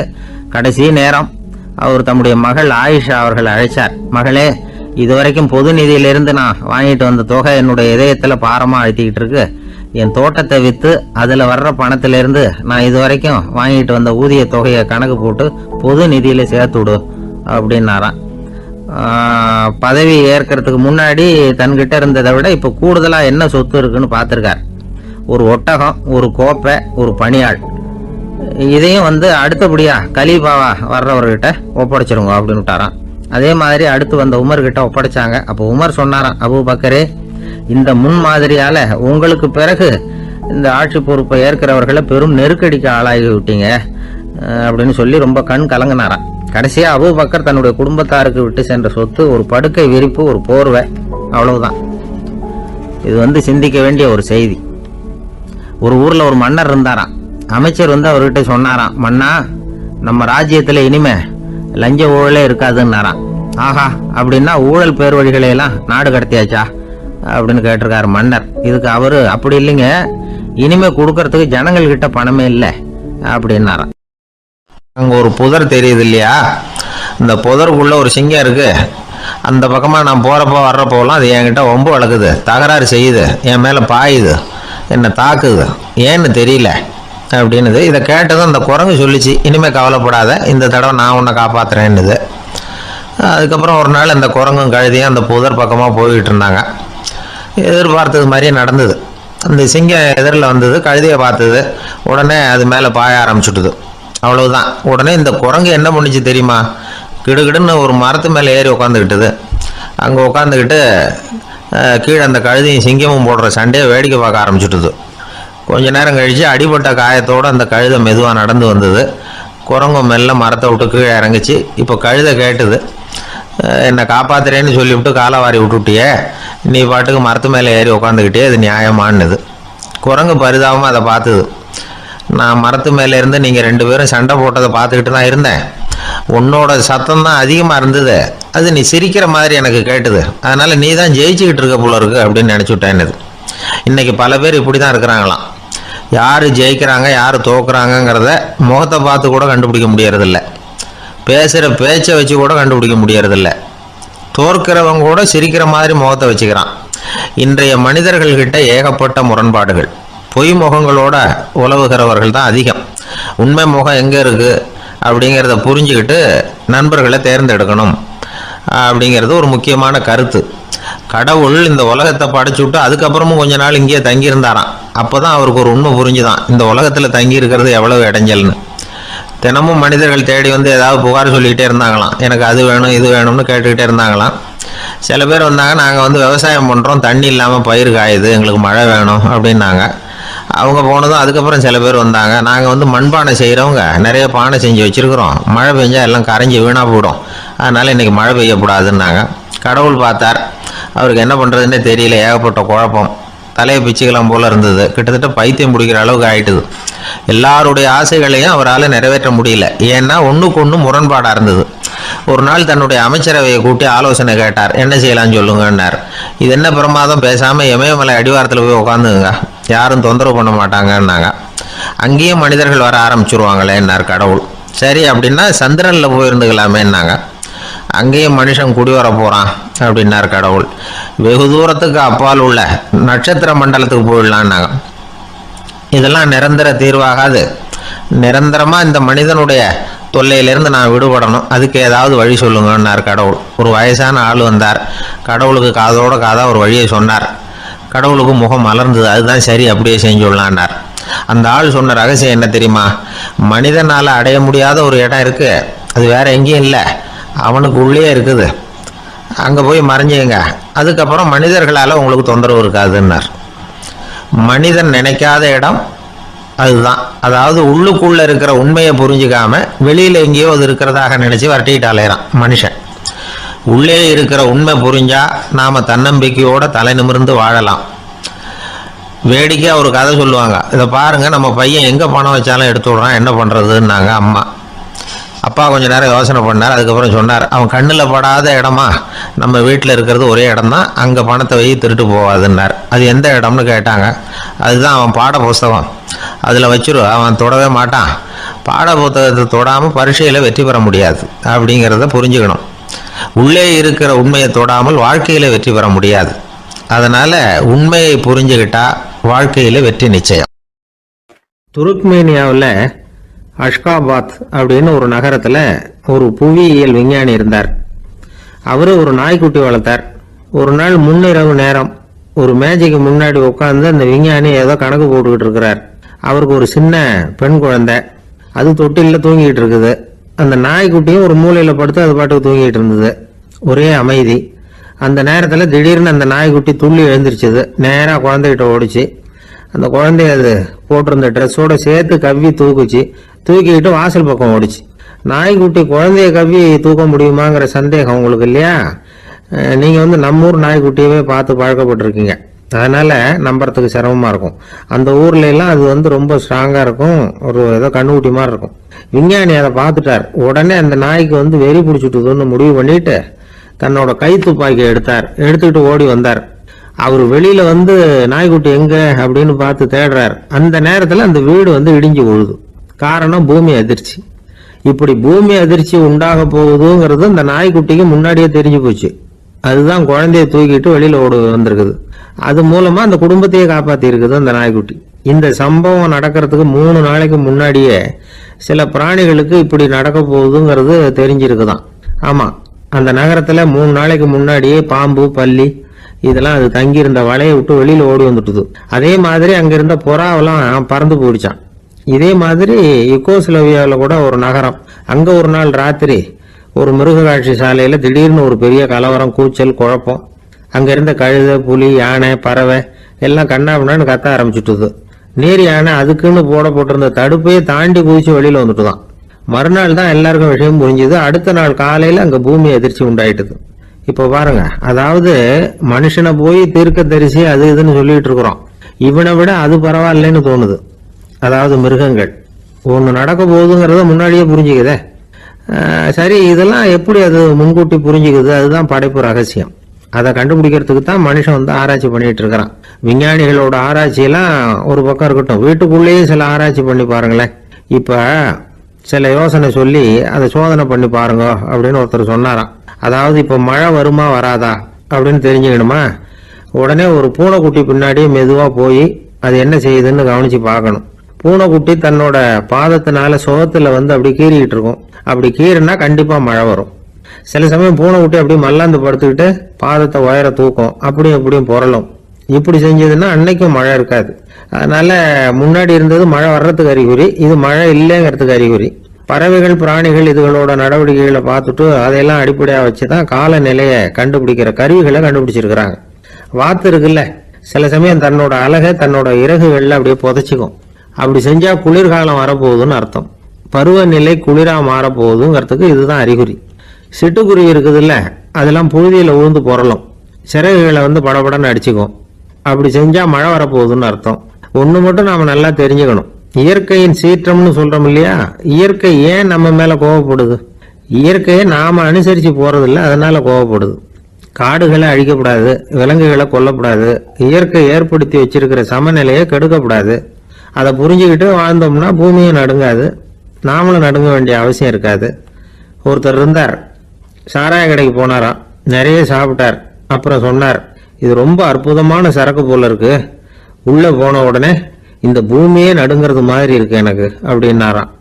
இதுக்கு கடைக்காரர் சொல்லியிருக்கார், நீங்க சாப்பிட்டது வெறும் பச்சை தண்ணி தாங்க, இப்ப ஏற்பட்டிருக்கிறது நிஜம் பூமி அதிர்ச்சி அப்படின்னாராம். வாழ்க்கையில ரொம்பவும் அடிபட்டு அல்லல் போட்டுக்கிட்டு இருக்கிற ஒருத்தர் வந்தார். மனசு ரொம்பவும் நொந்து போய் பேசினார். இந்த உலகத்துல மனுஷனா பிறந்ததை விட மாடா பிறந்திருக்கலாம் சார் அப்படின்னார். திடீர்னு என்கிட்ட இப்படி சொன்னா அதுக்கு நான் என்னங்க பண்ண முடியும் அப்படின்னேன். உங்ககிட்ட வரணும்னு தோணுச்சு, அதனால் வந்தேன் அப்படின்னார். சரிங்க, இப்படி ஒரு யோசனை வந்ததுக்கு என்ன காரணம் அப்படின்னு சொல்லி அவர்கிட்ட கேட்டேன். அதுக்கு அவர் சொன்னார், என் பையனுக்கு வேலை தேடுறேன் கிடைக்கல, பொண்ணுக்கு மாப்பிள்ளை தேடுறேன் கிடைக்கல, வீடு கட்டுறதுக்கு கடன் கேட்குறேன் கிடைக்கல, மாடா பிறந்திருந்தா இது மாதிரி கவலையெல்லாம் கிடையாதுல்ல, பேசாமல் வைக்கோலை தின்னுக்கிட்டு அசை போட்டுக்கிட்டே கடந்து விடலாமே அப்படின்னார் அலட்சியமாக. அதுக்கப்புறம் தான் அவர் சொன்ன கருத்தை நானும் கொஞ்சம் அசை போட ஆரம்பித்தேன் மனசுக்குள்ள. இப்போது இயற்கையை பொறுத்த வரைக்கும் அது நாம் எல்லாரும் மகிழ்ச்சியாக வாழணும் அப்படின்னு தான் விரும்புது. விலங்குகள், பறவைகள், தாவரங்கள், அப்புறம் மற்ற உயிரினங்கள் எல்லாமும் நல்லபடியாக இருக்கணும் அப்படிங்கிறது தான் இயற்கையோட விருப்பம். அதில் ஒன்றும் சந்தேகம் இல்லை. இயற்கையோட அமைப்பை கொஞ்சம் கவனித்து பார்த்தா அதை நாம் நல்லா புரிஞ்சுக்கலாம். இருந்தாலும் இந்த ஆள் சொன்னதை கேட்ட பிறகு தான் ஒரு முக்கியமான வேறுபாடு புரிஞ்சுது. அதாவது இந்த உலகத்தில் உள்ள முக்கியமான பிரச்சனைகள் 6. அந்த 6 பிரச்சனைகளும் ஆடு மாடுகளுக்கு கிடையாது, மரம் செடி கொடிகளுக்கு கிடையாது. ஆனால் மனுஷன் அந்த 6 பிரச்சனைகளையும் சந்திக்க வேண்டியிருக்கு. சரி, அந்த 6 பிரச்சனைகள் என்னென்ன தெரியுமா? முதல்ல இந்த ஆடு மாடுலாம் நமக்குன்னு சொந்தமாக ஒரு வீடு இல்லையே அப்படின்னு கவலைப்பட்டுக்கிட்டு இருக்கிறதில்ல. ஆனால் மனிதனுக்கு வீடு தேவைப்படுது. இது ஒரு வித்தியாசம். இப்போ 2வது பிரச்சனை என்னென்னா ஆடை பிரச்சனை. ஒரு கோழியோ சேவலோ நாம் போட்டுக்கிறதுக்கு ஒரு சட்டை இல்லையே அப்படின்னு கவலைப்படுறதில்ல. ஆனால் மனுஷனுக்கு அந்த கவலை உண்டு. சரி, இப்போ 3வது என்னன்னு பார்த்தா கல்வி பிரச்சனை. ஒரு பசுமாடு கவலையோடு நின்றுக்கிட்டு இருக்கு அப்படின்னு வச்சுக்குவோம். நீங்கள் அதுக்கிட்ட போய் ஏன் பசுமாடை கவலையோடு நின்றுக்கிட்டு இருக்கிற அப்படின்னு கேட்குறீங்க. என் கண்ணுக்குட்டிக்கு எல்கேஜியில் இடம் கிடைக்கல, டொனேஷன் கொடுக்கறதுக்கு கையில் பணமும் கிடையாது, சிபாரிசுக்கு யாரை பிடிக்கிறதுன்னு தெரியல, இப்படியா சொல்லிகிட்டு இருக்கோம். அதுக்கு அந்த கவலையெல்லாம் கிடையாது. ஆனால் மனிதனுக்கு அந்த கவலை உண்டு. 4வது என்னன்னு பார்த்தீங்கன்னா வேலை வாய்ப்பு பிரச்சனை. வேலை கிடைக்கலையே அப்படின்னு வேப்ப மரம் கவலைப்படுறதில்ல, ஆனால் மனுஷன் கவலைப்படுறான். 5வது என்னன்னு பார்த்தா கல்யாண பிரச்சனை. எருமை மாடு பசுமாடு எல்லாம் பொண்ணுக்கு மாப்பிள்ளை தேடிட்டாலே இது பேப்பரில் மணமகன் தேவை அப்படின்னு விளம்பரமாக கொடுக்குது, அதெல்லாம் கிடையாது. 6வது என்னன்னு பார்த்தீங்கன்னா பணம் சம்பந்தமான பிரச்சனை. ஆடு மாடுலாம் பணத்தை சேமிக்கணும்னோ ஏதாவது நிதி நிறுவனத்தில் முதலீடு பண்ணணும்னோ நினச்சிக்கிட்டு இருக்கிறதில்ல. பணத்தை எப்படி காப்பாற்றுறது அப்படிங்கிற கவலையும் அதுகளுக்கு கிடையாது. குதிரை குளம்போடு பிறகுது, அதனால் அது காடு மேடெல்லாம் கவலை இல்லாமல் தெரியலாம். ஆடு உடம்புல ரோமத்தோடு பிறகுது, அதனால் அது குளிரை பற்றி கவலைப்பட வேண்டிய அவசியம் இல்லை. ஆனால் மனுஷனை பார்த்திங்கன்னா அவன் தான் ஒன்றும் இல்லாமல் பிறக்கிறான். ஏன் இந்த பாகுபாடு அப்படின்னு கேட்டால் இதை பற்றி கொஞ்சம் சிந்திச்சு பார்க்கணும். அதாவது இந்த சந்தேகத்தை ஒரு பெரியவர்கிட்டையும் கேட்டேன். அவர் சொன்னார் இதுக்கு பதில். அவர் இதே கேள்வியை இயற்கை கிட்ட கேட்டாராம். இயற்கை பதில் சொல்லிச்சான். வேற யாருக்கும் கொடுக்காத ஒரு வலுவான கருவியை, ஒரு பவர்ஃபுல் வெப்பன் மனுஷனுக்கு கொடுத்துருக்கிறேன்னு, அந்த கருவியை உபயோகப்படுத்தி அந்த 6 பிரச்சனையை மட்டும் இல்லை 6 கோடி பிரச்சனைகள் இருந்தாலும் அதையெல்லாம் சமாளிக்கலாம். அது கருவி என்ன தெரியுமா? அதுதான் 6வது அறிவு. அதை உபயோகப்படுத்தினா காலுக்கு செருப்பு தயார் பண்ணிக்கலாம், குளிருக்கு போர்வை தயார் பண்ணிக்கலாம், என்ன வேணும்னாலும் செய்யலாம் அப்படின்னு இயற்கை பதில் சொல்லிச்சான். அதனால் நாம் செய்ய வேண்டியது என்னென்னா இயற்கையை முதல்ல சரியாக புரிஞ்சுக்கணும். இயற்கையின் படைப்பையே நாம் சரியாக புரிஞ்சுக்கிறது இல்லையா, அதுதான் வேதனை. இந்த கதையை கேளுங்க. இப்போ நகரத்திலேருந்து ஒரு ஆள் கிராமத்துக்கு வந்தான். அங்கே ஒரு சிறுவன் மாடு மேய்ச்சிக்கிட்டு இருந்தான். நகரத்து ஆள் சொன்ன எவ்வளோ அழகான பசு, அது சரி இதுக்கெல்லாம் ஏன் கொம்பு இல்லைன்னா. இதுக்கு அந்த பையன் பதில் சொன்னான், பசுமாட்டுக்கு கொம்பு இல்லாததுக்கு பல காரணங்கள் உண்டு. கண்ணுக்குட்டியாக இருந்தால் கொம்பு இருக்காது, பசு வளர்ந்து பெருசானதுக்கு அப்புறம் தான் கொம்பு முளைக்கும், இது ஒரு காரணம். சில சமயம் வளர்கிற கொம்பு எடுத்து விடுறது உண்டு, அது ஒரு காரணம். ஆனால் இதுக்கு ஏன் கொம்பு இல்லைன்னு கேட்குறீங்க, அதுக்கு என்ன காரணம்னா இது பசு இல்லை குதிரை அப்படின்னானா. இன்பம் துன்பம் இது ரெண்டும் சேர்ந்தது தான் வாழ்க்கை. இது எல்லாரும் சொல்லிகிட்டு இருக்கிற ஒரு உண்மை. அது சரி, இது ரெண்டும் வர்றதுக்கு என்ன காரணம்? துறவி ஒருத்தர் யோசிச்சு பார்த்துருக்கார்.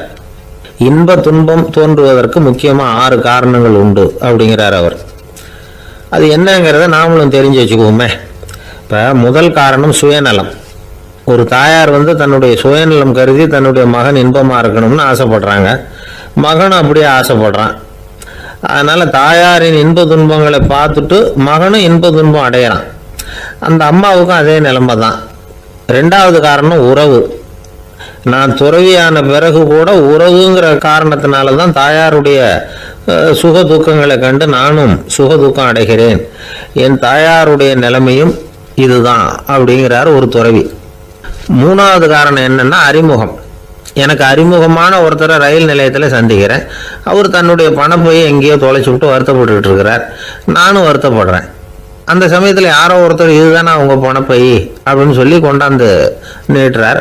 பணப்பையை தொலைச்சவர் சந்தோஷப்படுறார், நானும் சந்தோஷப்படுறேன். இது அந்த துறவி சொல்கிற அனுபவம். நாலாவது காரணம் என்னென்னா கருணை. எனக்கு முன்னே தெரியாத ஒருத்தனை யாரோ ஒருத்தன் அடித்து காயப்படுத்தி போடுறான். கருணை காரணமாக நான் அதுக்காக துக்கப்படுறேன். அஞ்சாவது காரணம் எதையும் நம்புறது. ஒரு பசுமாட்டை ஒரு முரணை அடிச்சுக்கிட்டு இருக்கிறான் அப்படின்னு ஒருத்தர் வந்து நம்மகிட்ட சொல்கிறாருன்னு வைங்க, உடனே நான் துக்கப்படுறேன். இன்னொருத்தர் வந்து அந்த முரணனை போலீஸ்காரங்க பிடிச்சிட்டு போயிட்டாங்கன்னு சொல்லி சொல்கிறாரு, நான் உடனே சந்தோஷப்படுறேன். மூணாவதாக ஒருத்தர் வந்து முதல் 2 பேரும் சொன்னது பொய்யுங்கிறார். அப்போ நான் இன்ப துன்பம் ரெண்டுமே இல்லாமல் நிம்மதியாக இருக்கிறேன். இது ஒரு விதம். அடுத்தது 6வது காரணம் என்னன்னா தன்மயமாகுதல். ஒரு நாவல் படிச்சுக்கிட்டு இருக்கிறோம், அதில் வர்ற பாத்திரங்களோட நாம் ஒன்றி போயிடுறோம். அதில் வர்ற பாத்திரங்கள் சிரிச்சுதுன்னா நாமளும் சிரிக்கிறோம், அது அழுதுன்னா நாமளும் அழறோம். அதெல்லாம் வந்து அந்த துறவி சொல்கிற அனுபவ உண்மைகள்.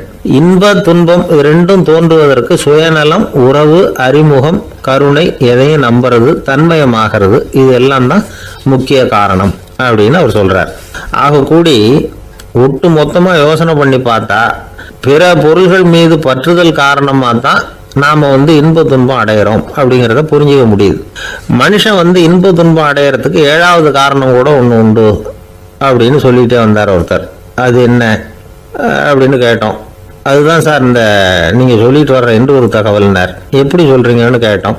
இன்று ஒரு தகவல் கேட்க ஆரம்பிக்கிறப்போ மனசில் இன்பம், ஆரம்பித்த உடனே இது ஏற்கனவே கேட்ட சமாச்சாரமாச்சே அப்படின்னு நினைக்கிறப்போ துன்பம் அப்படின்னு அதுக்கு ஒரு விளக்கம் கொடுத்தார் அவர்.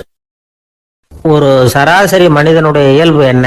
இன்பம் வந்தா துள்ளி குதிப்பான், துன்பம் வந்தா சோர்ந்து போய் ஒரு மூலையில உட்காந்துருவான். இவன் தான் சராசரி மனிதன். ஆனா ஒருத்தன் இன்பம் வந்தா அதுக்காக மகிழ்ச்சி அடையறதில்ல, துன்பம் வந்தா அதுக்காக சோர்ந்து போறதில்ல அப்படின்னு வச்சுக்கோங்க. அப்படி இருந்தா அவன் சாதாரண ஆள் கிடையாது. ஒரு ஊர்ல ஒரு ஞானி இருந்தார். அவரை தேடிட்டு ஒரு பெரியவர் வந்தார். ஐயா, ஞானத்துல சிறந்த ஞானம் எது அப்படின்னு கேட்டாராம். இதுக்கு அந்த ஞானி என்ன பதில் சொன்னார் தெரியுமா? இன்பத்தினால மகிழ்ச்சி அடையாமலும் துன்பத்தினால சோர்வு அடையாமலும் இருக்கிறது தான் அந்த ஞானம், பெரிய ஞானம் அப்படின்னாராம். சரி சுவாமி, அப்படிப்பட்ட ஞானம் உங்களுக்கு எப்படி வந்ததுன்னு கேட்டிருக்காரு இவர். அதை நான் ஒரு கழுதைகிட்ட இருந்து கற்றுக்கிட்டேன் அப்படின்னாராம் அவர். இவருக்கு ஒன்றும் புரியல, ஒரு மாதிரியாக முழிச்சிருக்கிறார். இதை அவர் புரிஞ்சுக்கிட்டார். நீங்கள் நாளைக்கு காலையில் நம்முடைய ஆசிரமத்துக்கு வாங்க, புரிய வைக்கிறேன்னாராம். சரின்னு அவர் போயிட்டார். மறுநாள் காலையில் ஆசிரமத்துக்கு வந்து சேர்ந்தார். ஞானி அவரை கூப்பிட்டு உட்கார வச்சார். வாங்க வந்து இப்படி உட்காருங்க, கொஞ்ச நேரத்தில் இந்த வழியாக ஒரு கழுதை போகும், அதை கவனித்து பாருங்கன்னாராம். இவருக்கு இன்னமும் ஒன்றும் புரியாமல் போச்சு, ஒரே குழப்பம். இருந்தாலும் அந்த ஞானி சொன்னது மாதிரியே உட்காந்துருக்கிறார். கொஞ்ச நேரத்தில் இந்த வழியாக ஒரு கழுதை போச்சு. அது முதுக நிறைய அழுக்கு மூட்டைகள், அதை சுமந்துக்கிட்டு போகுது. ஒரு செலவு தொழிலாளி அதை ஓட்டிகிட்டு போகிறார். கொஞ்சம் தூரத்தில் ஒரு ஆறு இருக்கு, அங்கே போய் துணியெல்லாம் சுத்தப்படுத்திக்கிட்டு சாயந்தரமா திரும்பி இந்த வழியாக வருவாங்க. ஞானி சொன்னது மாதிரியே இந்த பெரியவர் அழுக்கு மூட்டையை சுமந்துக்கிட்டு போகிற அந்த கழுதையை கவனிச்சார். கழுதை போயிட்டுது. அதுக்கப்புறம் ஞானியை திரும்பி பார்த்தார். இப்போ அந்த ஞானி சொன்னார், சாயந்தரம் வரைக்கும் நீங்கள் இங்கேயே இருக்கணும்னார். அதே மாதிரி இவர் இருந்தார். சாயந்தரமா அந்த ஞானி சொன்னார், ஐயா இப்போ கொஞ்ச நேரத்தில் அந்த கழுதை இந்த வழியாக திரும்பி வரும், அதையும் கவனித்து பாருங்கன்னார். இவரும் கவனித்து பார்க்குறார். கழுதை வந்தது. அது முதுகில் சலவை செய்யப்பட்ட துணி மூட்டை, அது பாட்டுக்கு சுமந்துக்கிட்டு போய்கிட்டு இருக்குது. பெரியவருக்கு ஒன்றும் புரியல, பொறுமை இழந்துட்டார். சரி சுவாமி, இந்த கழுதைக்கும் உங்கள் ஞானத்துக்கும் என்ன சம்பந்தம் அப்படின்னார். இப்போ அந்த ஞானி விளக்கினார். ஐயா, இந்த கழுதை இதே மாதிரி தினமும் காலையில் அழுக்கு மூட்டைகளை சுமந்துக்கிட்டு ஆற்றுக்கு போகுது, மாலையில் வெண்மையான சுத்தமான துணிகளை சுமந்துக்கிட்டு திரும்பி ஊருக்கு போகுது. காலையில் இது போகும் பொழுது முதுகில் அழுக்கு மூட்டைகளை சுமந்துக்கிட்டு போகிறோமேங்கிற வருத்தமும் அதுக்கு கிடையாது. சாயந்தரம் திரும்பி வரும்பொழுது சுத்தமான துணிகளை சுமந்துக்கிட்டு வர்றோமேங்கிற மகிழ்ச்சி அதுக்கு இல்லை. இதை பார்த்து தான் நானும் அது மாதிரி ஞானத்தை கற்றுக்கிட்டேன் அப்படின்னாராம். அதனால யாரு கற்றுக் கொடுக்குறாங்க அப்படிங்கிறத விட எதை கற்றுக்கிறோம் அப்படிங்கிறது தான் முக்கியம். ஒரு சினிமா பார்க்குறோம், ஒரு அருவி கொட்டுறது மாதிரி காட்சி வருது, தண்ணீர் வழியுது. படம் முடிஞ்சதும் பார்த்தீங்கன்னா அந்த திரை என்ன நனைஞ்சு போயா இருக்கும். ஒரு தீப்பிடிச்சு எரியிற காட்சியே சினிமாவில் பார்க்குறீங்க, காட்சி முடிஞ்சதும் அந்த வெண் திரையே கருகி போயா இருக்கும். படத்தில் வர்ற தண்ணீரும் நெருப்பும் அந்த திரையை பாதிக்கிறது இல்லை.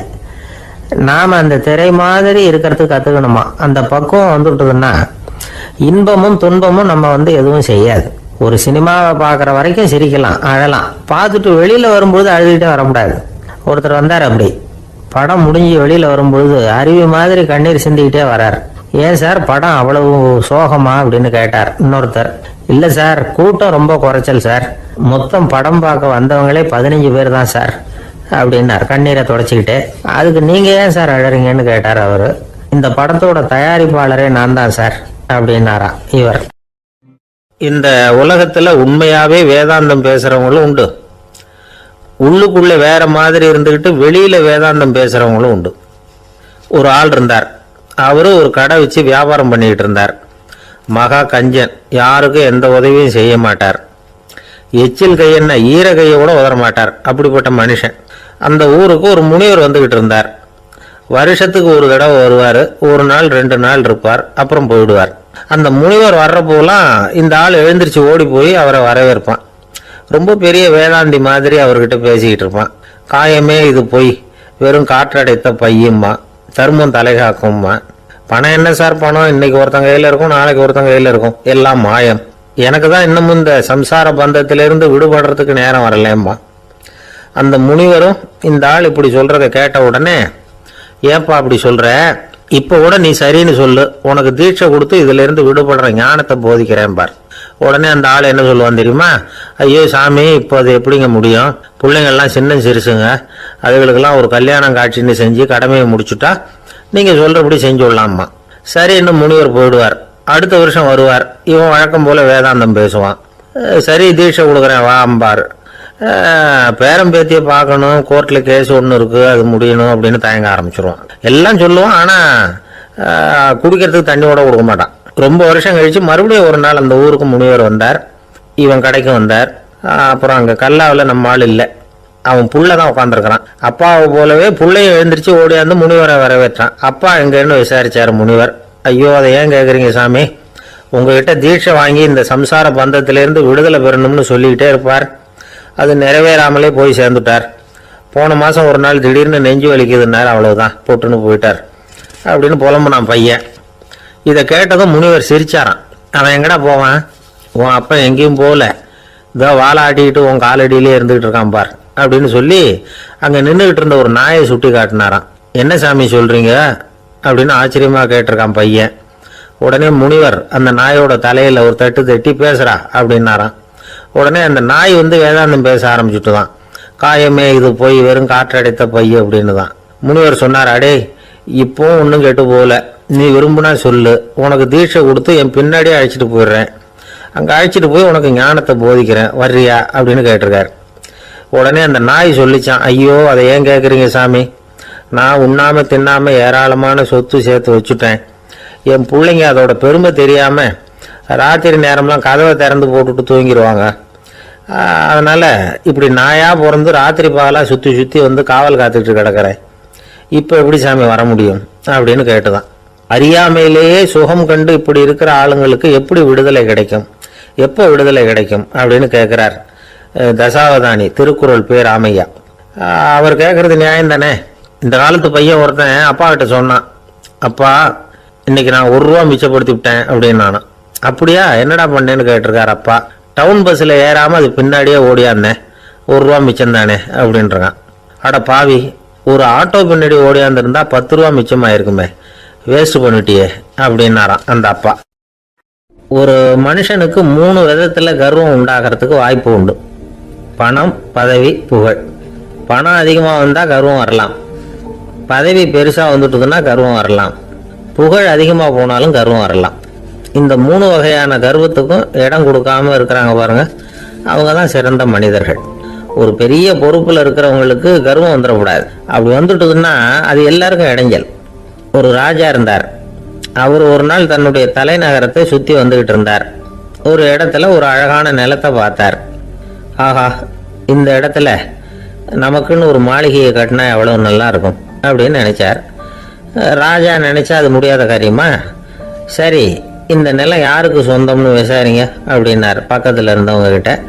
அவங்கெல்லாம் ஓடி போய் விசாரிச்சாங்க. அந்த இடம் ஒரு வயசான கிழவிக்கு சொந்தம், வயசான அம்மாவுக்கு சொந்தமா. அந்த அம்மா தான் அதில் ஒரு குடிசையை போட்டு குடியிருந்துகிட்டு இருக்கிறாங்க. சரி, அந்த நிலத்துக்கு ஒரு விலையை நிர்ணயம் பண்ணி அதை அந்த வயசான அம்மா கிட்ட கொடுத்துருங்க அப்படின்னு உத்தரவு போட்டார் ராஜா. ஆனால் அந்த அம்மா இது எங்கள் பூர்வீக இடம், இதை விற்க மாட்டேன் அப்படின்னு சொல்லிவிட்டுது. சரி, 2 பங்கு விலை கொடுக்குறோம்னு சொல்லி பாருங்க அப்படின்னாங்க. அப்படியே சொன்னாங்க அரண்மனை ஆட்கள். அதுக்கும் சம்மதிக்கலை அந்த அம்மா. இதை கேள்விப்பட்டதும் ராஜாவுக்கு கோபம் வந்துட்டுது. தன்னுடைய ஆளுங்களை கூப்பிட்டார். போய் அந்த குடிசையை பிரித்து எறிங்க, காசெல்லாம் ஒன்றும் கொடுக்காதீங்க அப்படின்னு கத்தினார். அவ்வளோதான். அடுத்த நிமிஷம் அரண்மனை ஆசாமிகள் போனாங்க, குடிசையை பிரித்து எரிஞ்சாங்க. அந்த வயசான அம்மா இருக்கு, அதுவும் அந்த இடத்த விட்டு துரத்தி விட்டாங்க. அந்த இடத்துல ஒரு அரச மாளிகையை கட்டி முடிச்சுட்டாங்க. அந்த வயசான அம்மா பாவம், ராஜாவே இப்படி பண்ணால் யாருக்கிட்ட போய் முறையிட முடியும்? ஒரு ஞானி இருந்தார், அவர்கிட்ட போய் சொன்னாங்க. அவர் இவங்க சொன்னதை கேட்டு மனசில் வச்சுக்கிட்டார். ஒரு நாள் அந்த ராஜாவே இந்த ஞானியை கூப்பிட்டார். புதுசாக ஒரு மாளிகை கட்டியிருக்கிறேன், வந்து பாருங்கன்னு. சரின்னு சொல்லி இந்த பெரியவர் ஒரு நாள் இந்த மாளிகைக்கு போனார். சும்மா போகல, ஒரு கழுதையையும் ஓட்டிகிட்டு போனார். கொஞ்சம் சாக்குகள், வெத்து சாக்கு, அதையும் எடுத்து கழுதை முதுகில் போட்டு கழுதையை ஓட்டிகிட்டு போகிறார். ராஜா பார்த்தார். அவருக்கு இது ஆச்சரியமாக இருந்தது. என்ன இது, மாளிகைக்கு வந்துட்டு போங்கன்னு கூப்பிட்டா கழுதை சாக்கு இதெல்லாம் கூப்பிட்டு வராரு, ஒன்றும் புரியலையேன்னு நினச்சார். எதுக்காக இதெல்லாம்னு கேட்டார். அரசருடைய தோட்டத்திலிருந்து கொஞ்சம் மண் எடுத்துகிட்டு போகிறதுக்கு ஆசைப்படுறேன், அதுக்கு நீங்கள் அனுமதி கொடுக்கணும் அப்படின்னாரு இவர். இது என்ன வேடிக்கையான கோரிக்கையாக இருக்குது அப்படின்னு நினச்சார் ராஜா. இருந்தாலும் மண்ணு தானே கேட்குறாரு, எடுத்துகிட்டு போகட்டுமே அப்படின்னு நினச்சார். சரின்னு அனுமதி கொடுத்தார். அந்த பெரியவர் தோட்டத்துக்கு போனார், மண்ணை வெட்டினார், சாக்கில் போட்டு நிரப்புனார். ராஜாவை கொஞ்சம் கிட்ட வாங்கன்னு கூப்பிட்டார். இந்த மண் மூட்டையை தூக்கி கழுதையோட முதுகில் வைக்கணும், கொஞ்சம் உதவி பண்ணுங்கன்னார். ஓ, பண்ணுறேனே அப்படின்னு சொல்லி ராஜா கிட்ட போனார். மூட்டையை தூக்கி பார்க்குறாரு, முடியல, திணறி போட்டார். இப்போ அந்த ஞானி பேசினாராம். அரசே, இந்த ஒரு சாக்கு மண்ணையே உங்களால் தூக்க முடியல, அந்த கிழவிகிட்ட இருந்து அந்த அக்கிரமமா அபகரிச்ச இந்த தோட்டம் பூராவையும் சுமக்கணும்னு ஆசைப்படுறீங்களே, அது உங்களால் முடியுமா அப்படின்னு கேட்டாராம். ராஜா யோசனை பண்ண ஆரம்பித்தார். தன்னுடைய செயலுக்காக வருத்தப்பட்டாராம். அந்த வயசான அம்மாவை உடனடியாக வரவழைச்சார். தாயே, தப்பு பண்ணிட்டேன், என்னை மன்னிச்சுக்குங்க, இன்னையிலேருந்து இந்த மாளிகையும் தோட்டமும் உங்களுக்கு தான் சொந்தம் அப்படின்னு சொல்லிவிட்டாராம். போகிறப்ப இந்த உலகத்திலேருந்து எண்ணத்தை எடுத்துகிட்டு போக போகிறோம், அதனால் ரொம்பவும் அலட்டிக்க வேண்டியதில்லை, கர்வப்பட வேண்டியதில்லை அப்படிங்கிறது ஒரு பெரிய உபதேசம். ஒரு பெரிய மனுஷன் சாக கிடந்தார், ரொம்பவும் அழுதாரு. ஏன் அழறீங்க அப்படின்னு கேட்டாங்க சுற்றி இருந்தவங்க. நான் சாகிறதுக்காக கவலைப்படலை, நான் நம்ம ஜனங்களுக்காக எவ்வளவோ காரியம்லாம் செஞ்சுட்டு வந்தேன். நான் செஞ்சுட்டு வந்த சேவையை இனிமேல் யார் செய்ய போகிறாங்க, அது யாரால முடியும், அதை நினச்சி தான் அழறேன் அப்படின்னாராம். ஒருத்தர் முன்னாடி வந்தார். அதுக்காக நீங்கள் கவலைப்படாதீங்க, உங்கள் சேவையை தொடர்ந்து செய்யறதுக்கு என்ன மாதிரி இளைஞர் பட்டாலும் தயாராக இருக்கு, இருந்தாலும் எங்கள் கவலை என்னன்னா அப்படின்னு இழுத்தார். என்ன சொல்லுங்கன்னு கேட்டார் அவர். நீங்கள் இதுவரைக்கும் என்ன சேவை செஞ்சுக்கிட்டு வந்தீங்க, அதுதான் எங்களுக்கு இன்னமும் புரியாத புதிராக இருக்கு அப்படின்னாராம் அவர். சில பேரை இப்படி சொல்றது உண்டு. அடுத்தவங்களை அனுசரித்து நடந்துக்க தெரியல, அவன் என்ன சார் மனுஷன் அப்படிம்பாங்க. சக மனிதர்களோட எப்படி பழகிறது அப்படின்னு தெரியாததுனாலேயே பல பேர் இன்னைக்கு சங்கடப்பட்டுக்கிட்டு இருக்கிறாங்க.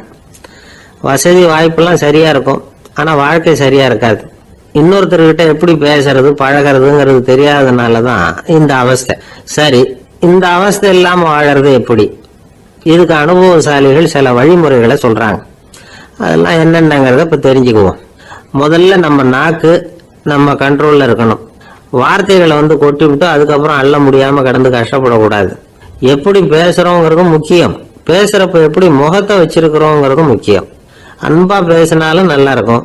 அப்படி பேசுறப்ப ஆதரவா அவர் தோள் மேல ஒரு கையை போட்டுக்கிட்டு பேசினா இன்னமும் நல்லா இருக்கும். ரெண்டாவது விஷயம், இன்னொருத்தர்கிட்ட பேசுறப்ப வாக்குறுதிகளை அள்ளி வீசக்கூடாது. கொடுக்கற வாக்குறுதி குறைச்சலா இருக்கணும். அப்படி கொடுத்த வாக்குறுதியை கண்டிப்பா நிறைவேற்றணும். நாம ஒருத்தரை பாராட்டுறோம் அல்லது அவரை பத்தி அபிப்பிராயம் சொல்றோம்னா அது ஆக்கப்பூர்வமா இருக்கணும்.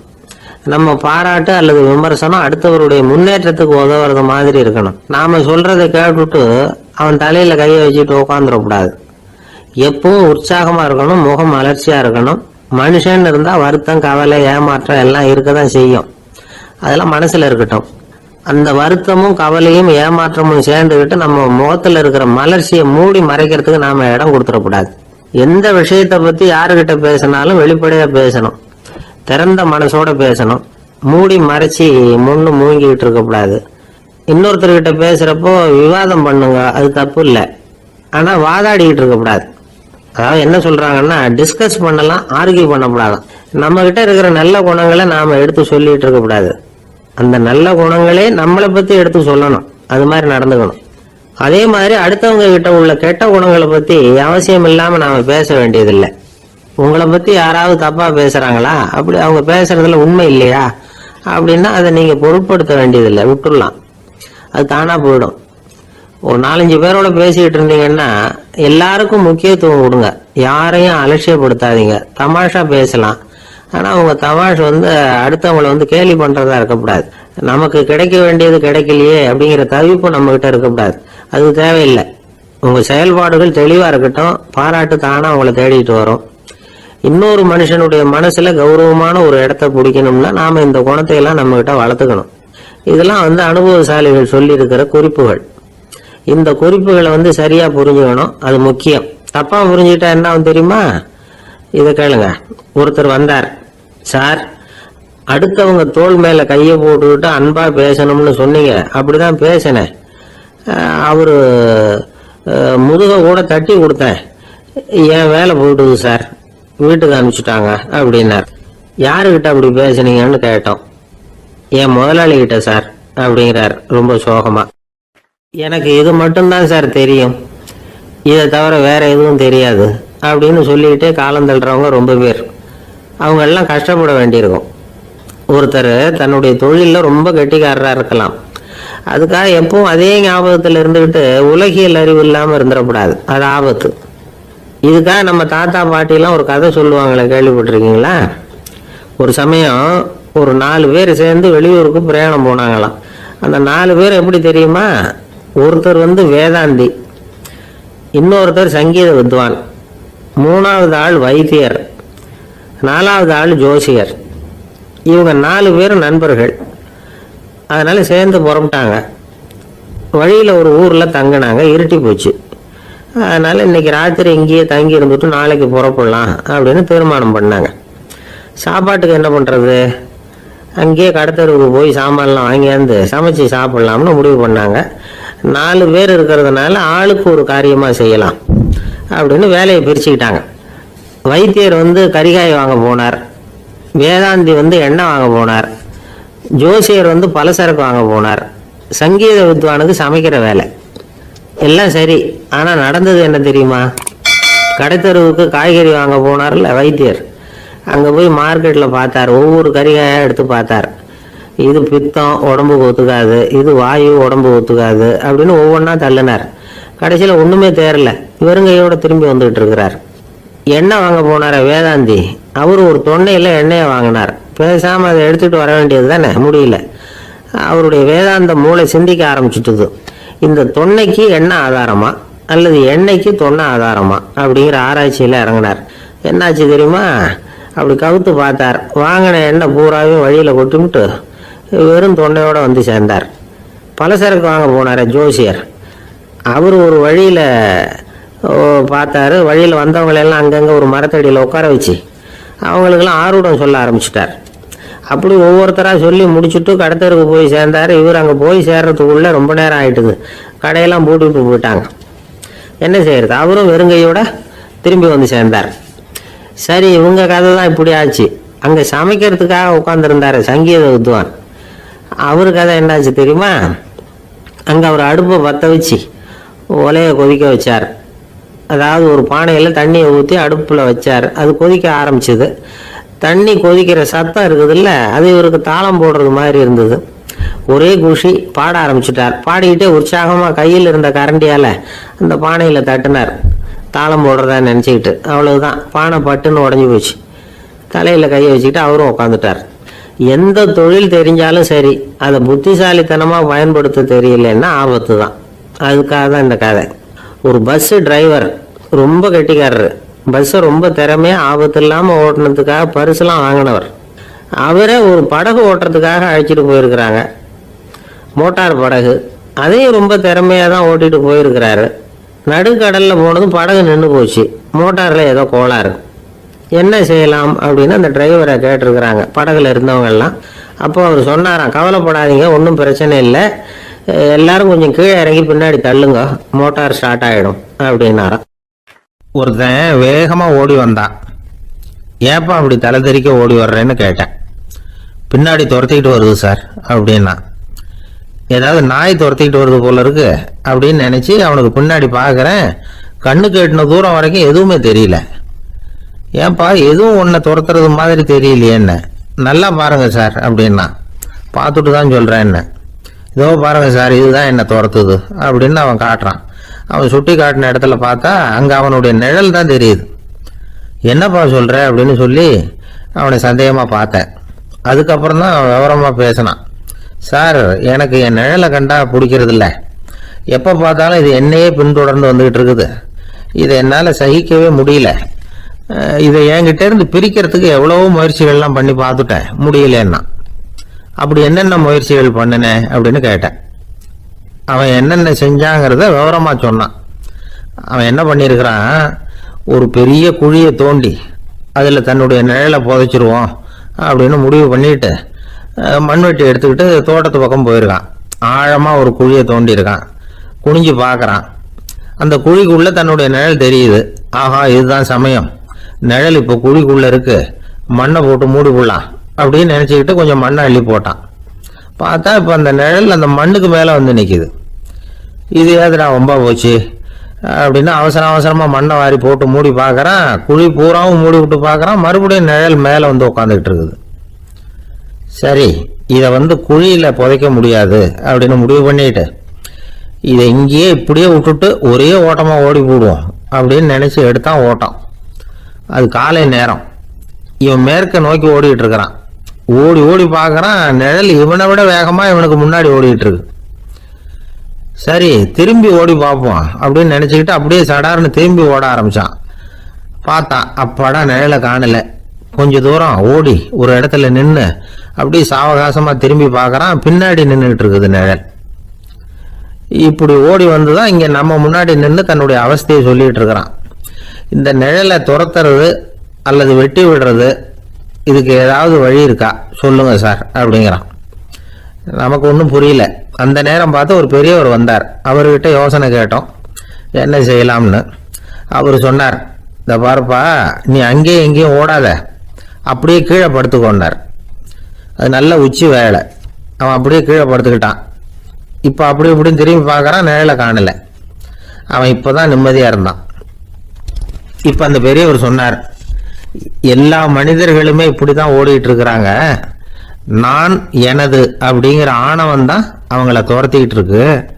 அதை விட்டுட்டு ஓடணும்னு நினைச்சாலும் அது முன்னாடி வந்து நிற்கிது. பரம்பொருளை நோக்கி ஓடுறப்போ இந்த ஆணவம் பின்னாடி வந்து விடுது. பரிபூர்ண சரணாகதிங்கிற நிலையில அது முழுசுமா மறைஞ்சு விடுது. தன்னை உணர்கிற வேலை அது. அந்த நேரம் மனிதனுக்கு விடுதலை உணர்வு ஏற்படுகிற நேரம் அது. அப்படிப்பட்ட சுதந்திர மனிதர்களாக எல்லாரும் மாறி போயிட்டாங்கன்னா இந்த உலகமே இன்பமயம் அப்படின்னு ஒரு விளக்கம் கொடுத்தார் பெரியவர்.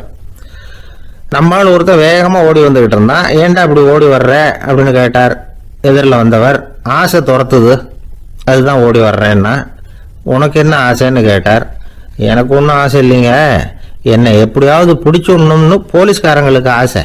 அந்த ஆசை இப்போ என்னை துரத்தி பின்னாடி வந்துகிட்டு இருக்குது. அதுதான் தப்பிச்சு வந்துகிட்டு இருக்கிறேன். குறுக்க நிற்காதீங்க சார், வழியை விடுங்க அப்படின்னு சொல்லிவிட்டு வேகமாக ஓடி மறைஞ்சான். ஒரு ஊரில் ஒரு கோயில் இருந்தது. ரொம்ப பழைய கோயில். உள்ளே போகிறதுக்கே பயமாக இருக்கும். எந்த நேரத்தில் இடிஞ்சு விழுந்துருமோ அப்படிங்கிற பயம். அப்படி இருந்ததுனால யாரும் துணிஞ்சு சாமி கும்பிடுறதுக்கு அங்கே போகிறதில்ல. கோயிலுக்கு வர்ற கூட்டம் கொஞ்சம் கொஞ்சமா குறைய ஆரம்பிச்சுட்டுது. கோயில் நிர்வாகிகள் எல்லாரும் கூடி உட்காந்து பேசினாங்க. என்ன பண்ணலாம்னு யோசனை பண்ணாங்க. எந்த இடம் மோசமா இருக்கோ அந்த இடத்த பழுது பார்த்தாங்க. அங்க எங்க வர்ணத்தை பூசி கொஞ்சம் அழகுபடுத்தி பார்த்தாங்க. ஏதோ இந்த ஊர்ல கோயில்னு ஒண்ணு இருக்கு, அது மக்களுக்கு தெரியணும் அப்படிங்கிறதுக்காகத்தான் அப்படிலாம் பண்ணாங்க. இருந்தாலும் கோவில் இருக்கிற நிலைமை மக்களுக்கு தெரியும், அதனால அங்க வர்றது குறைச்சிக்கிட்டாங்க அவங்க. ஒரு கட்டத்துல யாருமே வர்றதில்லை, நிலைமை அந்த அளவுக்கு ஆயிட்டுது. மறுபடியும் கோவில் நிர்வாகிகள் கூட்டம் நடந்தது. இந்த கூட்டம் கூட கோயிலுக்கு உள்ள நடக்கல, இடிஞ்சு விழுந்துருமோங்கிற பயம். அதனால வெளியில தான் உட்காந்து கூட்டத்தை நடத்தினாங்க. ஏன்னா உள்ள போறதுக்கு அவங்களுக்கும் துணிச்சல் கிடையாது, எந்த நேரமும் விழுந்துரும் போல இருந்தது அது. அது வழியா போறவங்க கூட வேகமா அந்த இடத்த கடந்து போக ஆரம்பிச்சுட்டாங்க. கோவில் நிர்வாகிகள் வெளியில உட்காந்து கூட்டம் போட்டாங்க இல்லையா, அந்த கூட்டத்துல 4 தீர்மானங்களை நிறைவேற்றினாங்க. அது என்ன 4 தீர்மானம்னா, முதல் தீர்மானம், இந்த கோவிலை இடிப்பது அப்படிங்கிற முடிவை இந்த கமிட்டி மிகவும் வருத்தத்துடன் ஏற்றுக்கொள்ளுகிறது அப்படின்னு நிறைவேற்றினாங்க.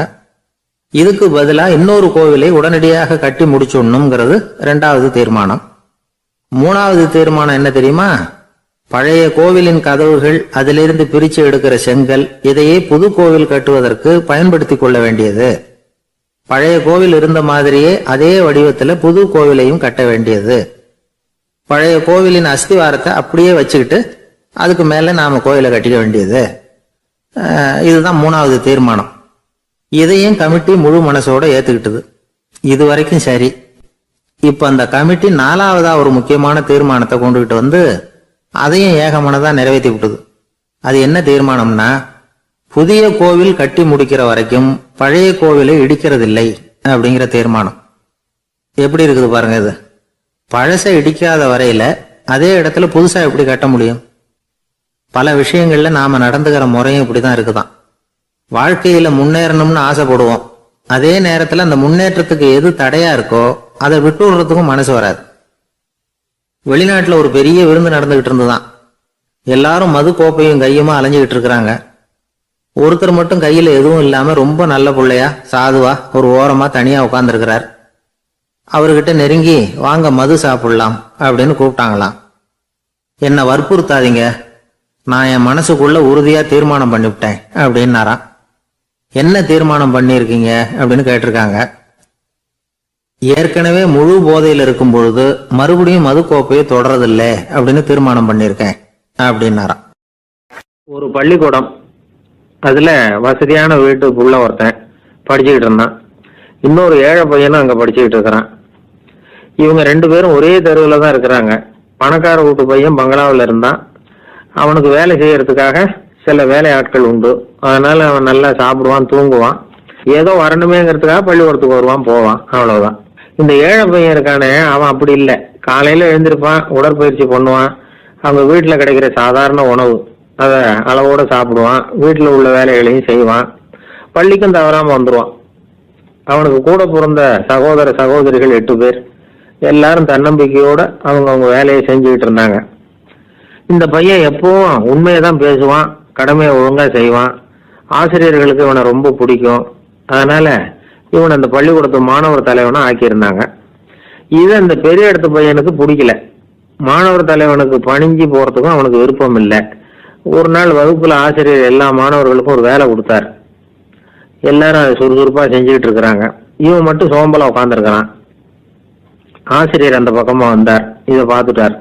உடனே மாணவர் தலைவனா இருக்கிற அந்த ஏழை பையனை கூப்பிட்டார். இந்த பாருப்பா, ஏன் அந்த பையன் இப்படி சும்மா உட்காந்துருக்கிறான், என்னன்னு விசாரிச்சு சொல்லு அப்படின்னு சொல்லிட்டு உள்ள போயிட்டார். இவன் மெதுவா போய் அவன்கிட்ட விசாரிச்சான், ஏன் இப்படி சோர்ந்து போய் உட்காந்துருக்கிற அப்படின்னு. அவன் ரொம்ப அலட்சியமா அவனை திரும்பி பார்க்கறான். என்னோட சிரமம் உனக்கு என்ன தெரியும்? வீட்டுல என்னுடைய சௌகரியங்களை கவனிக்கிற வேலையாட்கள் 2 பேரும் இன்னைக்கு வேலைக்கு வரல. அதனால என்னோட வேலையெல்லாம் நானே கவனிக்கிற மாதிரி ஆயிட்டுது. அதனால சோர்ந்து போயிட்டேன் அப்படின்னு நானு. அப்புறம் கேட்டிருக்கான், அது சரி, உன்னுடைய வீட்டுல உன்னுடைய வேலைக்காரங்க வராத போது நீ எப்படி சமாளிக்கிற அப்படின்னு கிண்டலா கேட்டிருக்கான். அதாவது இவன் ஏழைங்கிறதையும் இவன் வீட்டுல வேலை செய்யறதுக்கு யாரும் இல்லைங்கிறதையும் இப்படி சொல்லி கிண்டல் பண்றான். இந்த ஏழை பையனுக்கு இது புரிஞ்சுது, மனசு வேதனை போட்டுது. இருந்தாலும் வெளியில காட்டியாம சிரிச்சுக்கிட்டே சொன்னானா, எனக்கு அந்த கவலையே கிடையாது. என்னுடைய உதவிக்கு நான் நினைச்ச உடனே என்னுடைய காரியத்தை செய்யறதுக்கு 8 பேர் எப்பவும் தயாரா இருப்பாங்க அப்படின்னு நான். இவன் இப்படி சொன்னதும் அவனுக்கு ஒரு மாதிரி ஆயிட்டுதான். தலையை குனிஞ்சுக்கிட்டே போயிட்டான்.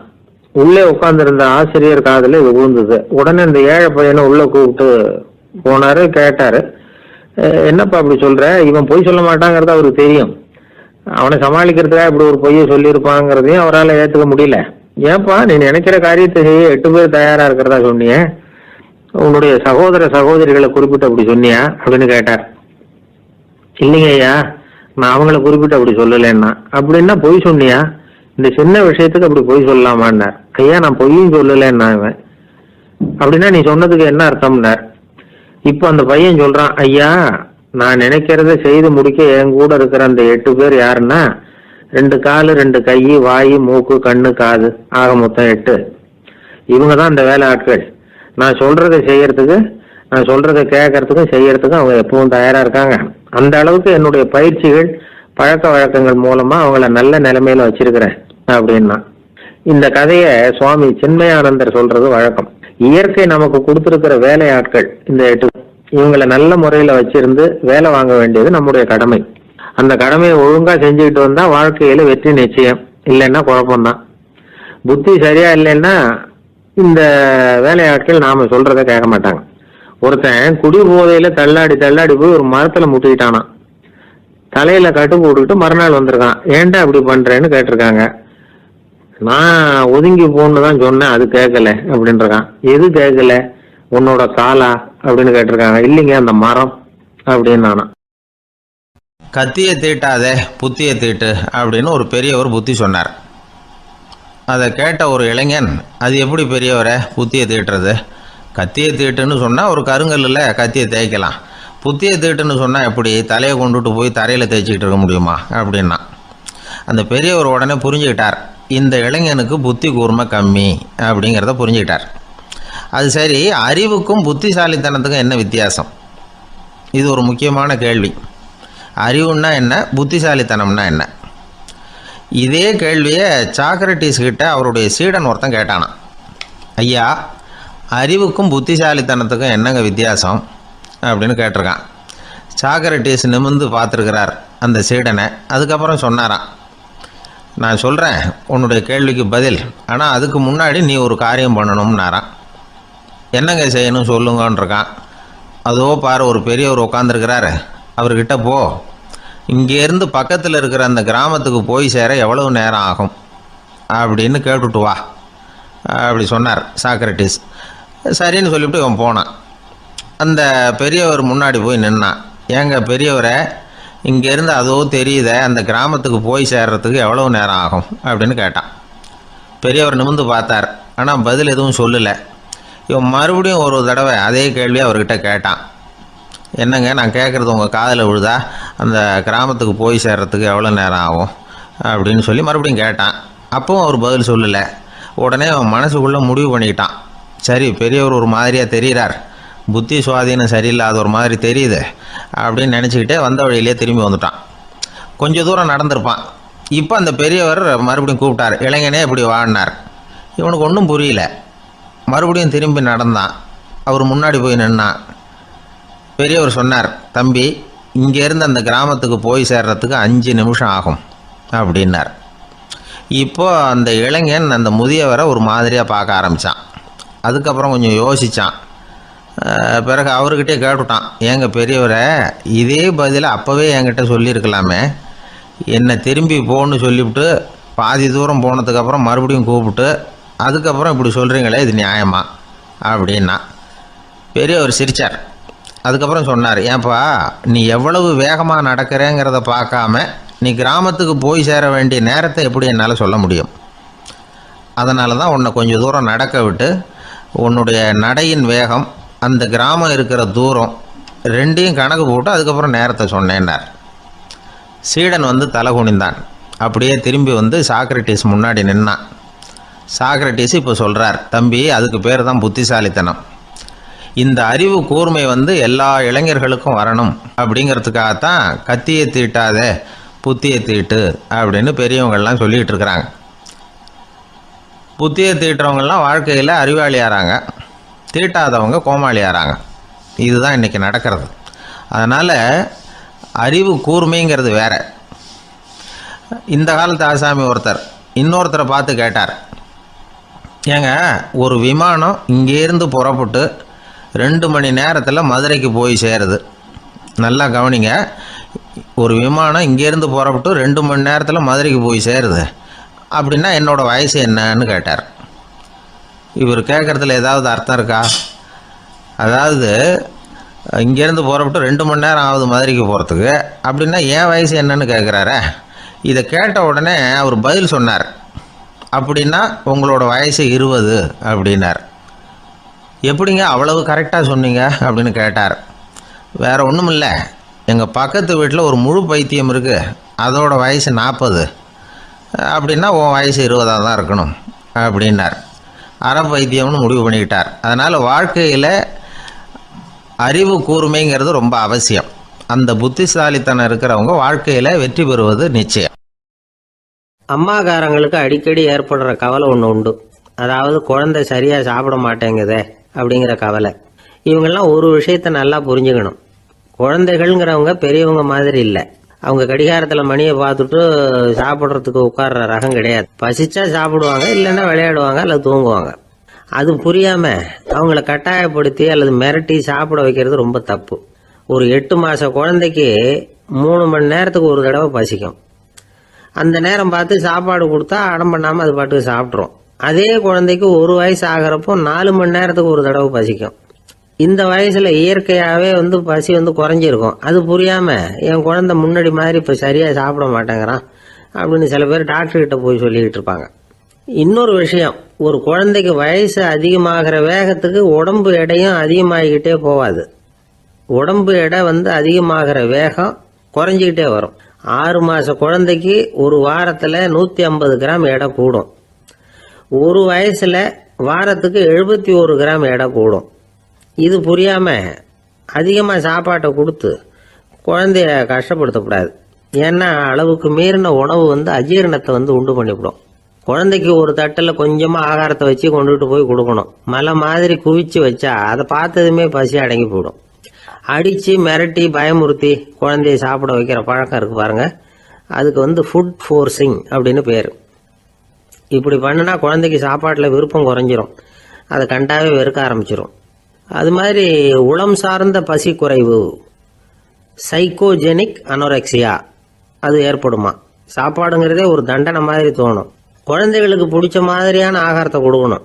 சத்து அதிகம் இருக்குங்கிறதுக்காக அதுக்கு பிடிக்காத ஆகாரத்தை கொடுத்து கட்டாயப்படுத்தக்கூடாது. குழந்தைகளுக்கு 2 வயசு ஆகிறப்போ இயற்கையாகவே எதிர்மறை குணம் உண்டாகும்.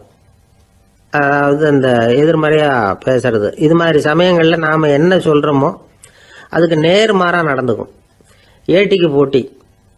சாப்பிட சொன்னால் விளையாட போவோம், விளையாட சொன்னால் சாப்பாடு கேட்கும். இதை புரிஞ்சுக்கிட்டு நடந்துக்கணும். குழந்தை சொன்ன பேச்சை கேட்கலேன்னு கோவப்படக்கூடாது. குழந்தை வளர வளர பிடிவாத குணம் வர்றது சகஜம். கேட்டதை வாங்கி கொடுத்தாதான் சாப்பிடுவேன் அப்படின்னு பிடிவாதம் பண்ணணும். வாங்கி கொடுத்து விடுறது தான் உத்தமம்.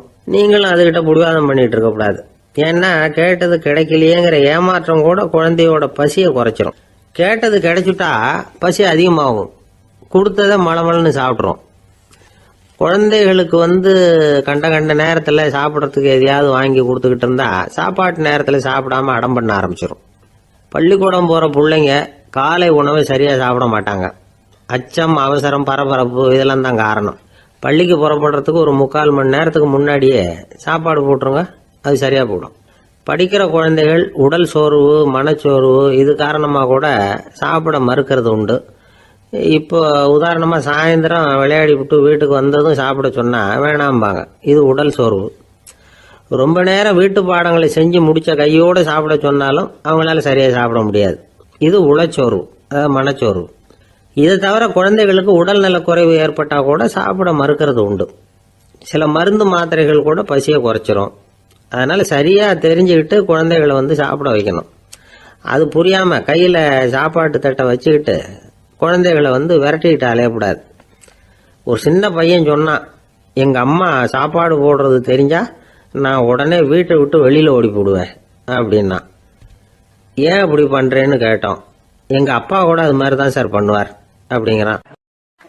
ஒரு நண்பர் ஆனந்தமாக சிகரெட் பிடிச்சிக்கிட்டு இருந்தார். இந்த பழக்கத்தை விட்டுவிடுங்களேன் அப்படின்னு சொல்லி பார்த்தோம். விட்டுடலாம்னு தான் பார்க்குறேன், ஆனால் முடியலையேன்னார். மனசு வச்சா எல்லாம் முடியும் அப்படின்னோம். அவர் கொஞ்ச நேரம் யோசனை பண்ணார். அப்புறம் சொன்னார், சரி சார், இதுதான் நான் பிடிக்கிற கடைசி சிகரெட் அப்படின்னு சொல்லி ரொம்ப அழுத்தமாக புகையை உள்ளுக்கு இழுத்தார். அதுக்கப்புறம் அந்த துண்டு சிகரெட்டை வீசி எறிஞ்சுட்டார். ஒருத்தர் இது மாதிரி தீர்மானம் பண்ணி தன்னுடைய கடைசி சிகரெட்டை தூக்கி எறிஞ்சுட்டார்னா அது ஒரு பெரிய விஷயம்தான். அதுக்கு பிறகு அவர் உடம்புல படிப்படியாக என்னென்ன மாற்றங்கள் நடக்கும் அப்படிங்கிறத பற்றி ஒரு விவர பட்டியலே வெளியிட்டிருக்கிறாங்க. அது என்ன விவரம் தெரியுமா? ஒருத்தர் புகைப்பிடிக்கிற பழக்கத்தை நிறுத்துறாருன்னு வச்சுங்க. அப்படி அவர் நிறுத்தின 20 நிமிடங்களுக்குள்ள உயர் ரத்த அழுத்தம், உடல் வெப்பம், நாடி துடிப்பு இதெல்லாம் சரியான நிலைமைக்கு வந்துடுதான். 8 மணி நேரத்துக்குள்ள இந்த ஸ்மோக்கர்ஸ் பிரீத் அப்படிங்கிற தன்மை மறைஞ்சிருதான். ரத்தத்தில் உள்ள கார்பன் மோனாக்சைடு அளவு குறையுதான், ஆக்சிஜன் அளவு கூடுதான், சரியான அளவுக்கு வந்துடுதான். ஒருத்தர் கடைசி சிகரெட்டை தூக்கி எறிஞ்சுட்டாருன்னா 24 மணி நேரத்துக்குள்ள மாரடைப்பு ஏற்படுறதுக்கான வாய்ப்பு குறைஞ்சுடுதான். 48 மணி நேரத்துக்குள்ள உணர்வு நரம்புகளின் முனைப்பகுதிகள் மறுபடியும் ஒன்று சேர்ந்துருதான். அதனால நாக்கு சுவை உணர்வு, மூக்கின் முகரும் சக்தி இதெல்லாம் மேம்படுதான், நல்ல நிலைமைக்கு வந்துடுதான். சிகரெட்டை நிறுத்தின 3 நாளுக்குள்ள மூச்சு விடுறது சுலபமாயிடுதான். இப்படி அவங்க பட்டியல் நிறைய சொல்றாங்க. 2 அல்லது 3 மாசத்துக்குள்ள என்ன ஆகும் தெரியுமா? ரத்த ஓட்டம் மேம்படுது, நடக்கிறது சுலபமாயிடுது. நுரையீரல் கொள்ளளவு 30% அதிகரிக்குது. 1லிருந்து 9 மாசத்துக்குள்ள சுவாச குறைபாடுகள் நீங்குது. நுரையீரலில் இருக்கக்கூடிய இந்த அசுத்தம் வடிகட்டும் திசுக்கள் சரியா வேலை செய்ய ஆரம்பிச்சிருது. 1 வருஷத்துக்குள்ள இந்த இதய அழுத்த நோய்க்கான வாய்ப்பு பாதியாக குறைஞ்சிருது. இந்த சிகரெட்டை நிறுத்தின 5 வருஷத்துக்குள்ள ஒரு நாளைக்கு 1 பாக்கெட் சிகரெட் பிடிக்கிறவர்களில் நுரையீரல் புற்றுநோயினால சாகிறவர்கள் எண்ணிக்கை பாதியாக குறைஞ்சிருது. புற்றுநோய் செல்கள் சீரமைக்கப்படுது. ஆக ஒருத்தர் புகைக்கிறத விட்டுணும்னு தீர்மானம் பண்ணி தன் கையில் இருக்கிற சிகரெட்டை இதுதான் கடைசின்னு சொல்லி தூக்கி எறிஞ்சுட்டா அதுக்கப்புறம் படிப்படியாக இவ்வளவு நன்மைகளும் மாற்றங்களும் ஏற்படுறதாக இந்த அமெரிக்கன் கேன்சர் சொசைட்டி தெரிவிச்சிருக்குது. அதனால புகைப்பழக்கம் உள்ளவங்க இதெல்லாம் கொஞ்சம் யோசிச்சு பார்த்து அந்த பழக்கத்தை விட்டு விடுறது ரொம்ப நல்லது. ஆனால் அதையெல்லாம் நாம் சொன்னால் யார் கேட்குறாங்க? என்னுடைய நண்பர் ஒருத்தர் புகைப்பழக்கம் உள்ளவர், அவர் என்கிட்ட சொன்னார், சார், சிகரெட் பிடிக்கிற பழக்கத்தை விட்டு விடுறது என்னை பொறுத்த வரைக்கும் ஒன்றும் பெரிய கஷ்டமான செயல் இல்லை, அது ரொம்ப சுலபம் அப்படின்னார். எப்படி சொல்கிறீங்கன்னு கேட்டேன். நான் ஏற்கனவே 20 தடவை அந்த பழக்கத்தை விட்டுருக்கேன் சார் அப்படின்னார் ரொம்ப பெருமையாக. ஒரு ஆசாமி வேகமாக ஓடிக்கிட்டு இருந்தான். ஏன் இப்படி ஓடுறேன்னு கேட்டார் இன்னொருத்தர். அங்கே ஒரு ஆள் அடிபட்டு கிடக்கிறான், அதை பார்த்தேன், உடனே ஓடுறேன்னா. எங்கேன்னு கேட்டார். ஆஸ்பத்திரிக்குன்னா. ஒரு ஆள் அடிபட்டு கிடக்கிறத பார்த்தா உடனடியாக நாம் செய்ய வேண்டியது முதல் உதவி, அதுக்கப்புறம் தான் ஆஸ்பத்திரி. இன்றைக்கி விபத்துங்கிறது சர்வசாதாரணமாக நடந்துக்கிட்டு இருக்குது. வாகன விபத்து, வெடிகுண்டு விபத்து, தீ விபத்து, கட்டடம் சரியறது, பூகம்பம், இப்படி நிறைய நடக்குது. ஒரு விபத்தை பார்த்துட்டா நம்மளில் பல பேர் நமக்கு என்னத்துக்கு வம்புன்னு ஒதுங்கி போயிடுறதும் உண்டு. சில பேர் துணிஞ்சு கிட்ட போய் உதவி செய்கிறதும் உண்டு. அப்படி உதவி செய்ய நினைக்கிறவங்களுக்கு உபயோகப்படுற தகவல் இது. விபத்தில் காயமடைஞ்சவங்களை 3 பிரிவாக பிரிக்கலாமா. முதல் வகை கொஞ்சம் சீரியஸானது, உயிருக்கு உடனே ஆபத்து தரக்கூடியது. மூளை காயம், முகம், கழுத்து காயங்கள், இருதயம், நுரையீரல் காயங்கள், வயத்தில் உள்ளுறுப்பு காயங்கள், அதிகப்படியான இரத்தப்போக்கு, இதனால எல்லாம் பாதிக்கப்பட்டிருந்தால் அது முதல் வகை அப்படின்னு நாமளே மனசுக்குள்ளே முடிவு பண்ணிக்கணும். இவங்களுக்கெல்லாம் உடனடியாக முதல் உதவி கொடுக்கணும். தாமதப்படுத்தாமல் ஆஸ்பத்திரிக்கு கொண்டுகிட்டு போயிடணும். இப்படி கொஞ்சம் எச்சரிக்கையாக நடந்துக்கிட்டால் அவங்களில் பல பேரை காப்பாற்றி போடலாம். 2வது வகை எப்படின்னா, முதல் உதவி விரைவாக கிடைச்சா உயிர் பிழைக்கக்கூடிய மார்பு காயங்கள், கைகால் எலும்பு முறிவு, இடுப்பு முதுகெலும்பு காயம், சீரான இரத்த சேதம், இப்படிப்பட்டவங்களை 2வது வகையாக பிரிக்கணும். ஆபத்து இல்லாத சிராய்ப்புகள், சிறு காயங்கள், இரத்த உறைவுகள், இதனால் பாதிக்கப்படுறவங்க 3வது வகை. ஒருத்தர் தலையில் அடிபட்டு நினைவு விழுந்துட்டார்னு வச்சுங்க, அவருக்கு வாந்தி வர்றதுனால புறையேறி மூச்சு அடைப்பு உண்டாகும்.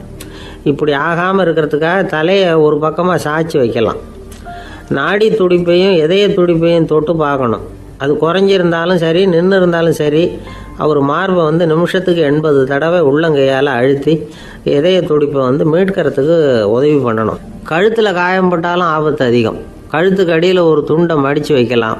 2 பக்கமும் சின்ன தலையணை அல்லது துணி மடிப்புகளை வச்சு கழுத்தை அதிகமாக அசையாமல் பார்த்துக்கலாம். முதுகெலும்பு முறிஞ்சிருக்குமோ அப்படிங்கிற சந்தேகம் இருந்ததுன்னா அவரை அதிகமாக அசைய விடக்கூடாது. அதிகமாக அசைஞ்சால் தண்டு இடத்துல பாதிப்பு ஏற்பட்டு கை கால் விளங்காமல் போயிடும். அவரை ஒரு கனமான போர்வை இல்லைன்னா பாயில் படுக்க வச்சு 4 பேர் மெதுவாக தூக்கி மருத்துவ உதவிக்கு அனுப்பி வைக்கலாம். கையெலும்பு முறிஞ்சிருந்தா முறிஞ்ச பாகத்தை உடம்போடு சேர்த்து அசையாமல் கட்டி போடலாம். கால் எலும்பு முறிஞ்சிருந்தா மற்ற காலோட சேர்த்து கட்டி போடலாம். முறிஞ்ச பாகம் தொங்காமல் பார்த்துக்கணும். அப்போ தான் வீக்கம் உண்டாகாமல் இருக்கும். வெட்டு காயம், குண்டடிப்பட்ட காயம் இதிலெல்லாம் ரத்தப்போக்கு அதிகமாக இருக்கும். ரத்தம் வெளியேற ஆபத்து அதிகம். சுத்தமான துணியை பல மடிப்புகளை மடித்து காயத்தின் மேலே வச்சு அழுத்தமாக ஒரு 10 நிமிஷம் பிடிச்சிக்கணும். ரத்தம் நின்ன உடனே காயத்துக்கு கட்டு போடலாம். சில சமயம் காயம்பட்ட பாகத்தை உயரமாக தூக்கி பிடிச்சிக்கிட்டா தான் ரத்த கசிவு நிற்கும். இந்த விவரங்களையெல்லாம் கொஞ்சம் மனசில் வாங்கி வச்சுக்கிட்டோம்னா சமயத்தில் உதவும். ஏன்னா இந்த காலத்தில் விபத்து எந்த ரூபத்தில் எப்போ வரும்னு யூகிக்கவே முடியல. நண்பர் ஒருத்தர் சொன்னார், நேற்றுக்கு பாருங்கள் சார், என் கண்ணு முன்னாடியே ஒரு சின்ன விபத்து நடந்ததுன்னார். என்னன்னு விசாரித்தோம். ஒரு பஸ்ஸில் வந்துக்கிட்டு இருந்தேன். அந்த பஸ்ஸில் பின்பக்கம் படி ஓரமாக நின்றுக்கிட்டு இருந்த ஒருத்தர் ரோட்டில் விழுந்துட்டார். டிரைவர் அதை கவனிக்கலை, நிறுத்தாமல் அவர் பாட்டுக்கு போகிறாருனார். கண்டக்டர் உடனே விசில் கொடுத்து பஸ்ஸை நிறுத்த வேண்டியது தானே அப்படின்னோம். அதுதான் சார் முடியாமல் போச்சுன்னார் அவர். ஏன்னு கேட்டாங்க. தவறி கீழே விழுந்ததே அந்த கண்டக்டர் தான் சார் அப்படிங்கிறார். ஒரு ஆள் அசையாமல் கிடக்கிறார். அவர் இருக்காரா போயிட்டாராங்கிறத எப்படி முடிவு பண்ணுறோம்? அவர் மூக்குக்கு முன்னாடி புறங்கையை வச்சு பார்க்குறோம், மூச்சு வருதா இல்லையா அப்படிங்கிறத கண்டுபிடிக்கிறதுக்காக. மூச்சுங்கிறது அவ்வளவு முக்கியமான ஒரு விஷயம். சுவாசம் இல்லைன்னா எதுவுமே இல்லை. நம்ம பூமி இருக்க அது கூட சுவாசிக்குதுங்கிறத சோவியத் விஞ்ஞானிகள் கண்டுபிடிச்சிருக்கிறாங்க. பூமிக்கு மேலே இருக்கிற மண் அடுக்கில் காற்றில் உள்ள ஆக்சிஜன் ஆக்சிகரணம் அடையுது அப்படின்னு தான் இதுவரைக்கும் எல்லாரும் நம்பிக்கிட்டு இருந்தாங்க. ஆனால் இப்போ என்ன கண்டுபிடிச்சிருக்கிறாங்கன்னா, அந்த ஆக்சிஜன் பூமிக்குள்ளே 1 கிலோமீட்டர் ஆழம் வரைக்கும் ஊடுருவி போகுதான். பூமிக்குள்ளே 2 பக்கமும் பல கிலோமீட்டர் வரைக்கும் பரவுதான். பூமிக்குள்ளே இருக்கிற நீர்நிலை அடுக்குகள் தான் நுரையீரல் செய்கிற வேலையை செய்யுதான். நம்ம உடம்புல நுரையீரல் இல்லைன்னா ஒன்றும் நடக்காது. ஒரு மரத்தை தலைகீழாக தொங்க போட்டால் எப்படி இருக்கும் அப்படி யோசிச்சு பாருங்கள். அப்படி தான் இதுவும் நுரையீரலும் அப்படி தான் இருக்கும். வலது பக்கம் ஒன்று, இடது பக்கம் ஒன்று. வலது பக்கம் நுரையீரல் கொஞ்சம் பெருசாக இருக்கும். நுட்பமான நரம்பு குழாய்கள் அதில் இருக்கும். கோடிக்கணக்கான நுண்ணிய குழாய்களை வச்சுக்கிட்டு தான் அது வேலை செய்யுது. 25 கோடி குழாய்கள் இருக்கும். அதை அப்படியே முழுசாக பிரித்து பரப்புனா ஒரு டென்னிஸ் கோர்ட்டில் பாதி பரப்பளவு இருக்குமா. நுரையீரல் நிறம் கருஞ்சிவப்பு தான். புகை அதிகமாக உள்ளே போச்சுன்னா அது கருப்பாயிடுது. காற்றுல உள்ள பிராணவாயுவை இது இழுத்து எடுத்துக்கிட்டு ரத்தத்தை சுத்தப்படுத்துகிற முக்கியமான வேலையை இது செய்யுது. அசுத்த காற்றை வெளியில் அனுப்பி வச்சுருது. ஒருத்தர் வேகமாக ஓடி வரார், அவருக்கு மூச்சு இறைக்கும். பயங்கரமாக எதையாவது பார்த்து விடுறார், உடனே மூர்ச்சி ஆகிடுவார். இது மாதிரி சமயங்களில் வேற எந்த தூண்டுதலும் இல்லாமல் நுரையீரல் தானாகவே இயங்கும். இப்படி ஒரு அவசியம் ஏற்படுறப்போ இயக்கத்தை தூண்டி விடுற முக்கியமான இணைப்பு மூளைக்கு கீழே முதுகு எலும்புக்கு மேற்பகுதியில் இருக்குது. அது உடனே சுவாசத்துக்கு அவசர உதவியை கொடுக்குது. இப்போ ஒருத்தர் பேசாமல் உட்காந்துருக்கார். இந்த சமயத்தில் அவருக்கு 1 பங்கு காற்று தேவைப்படுதுன்னு வச்சுக்கோங்க. அவர் எழுந்திரிச்சு நடக்கும் பொழுது 1.5 மடங்கு தேவைப்படும். ஓடினார்னா 3 மடங்கு தேவைப்படும். படுத்திருக்கிறப்ப 1/2 மடங்கு தான் தேவைப்படும்.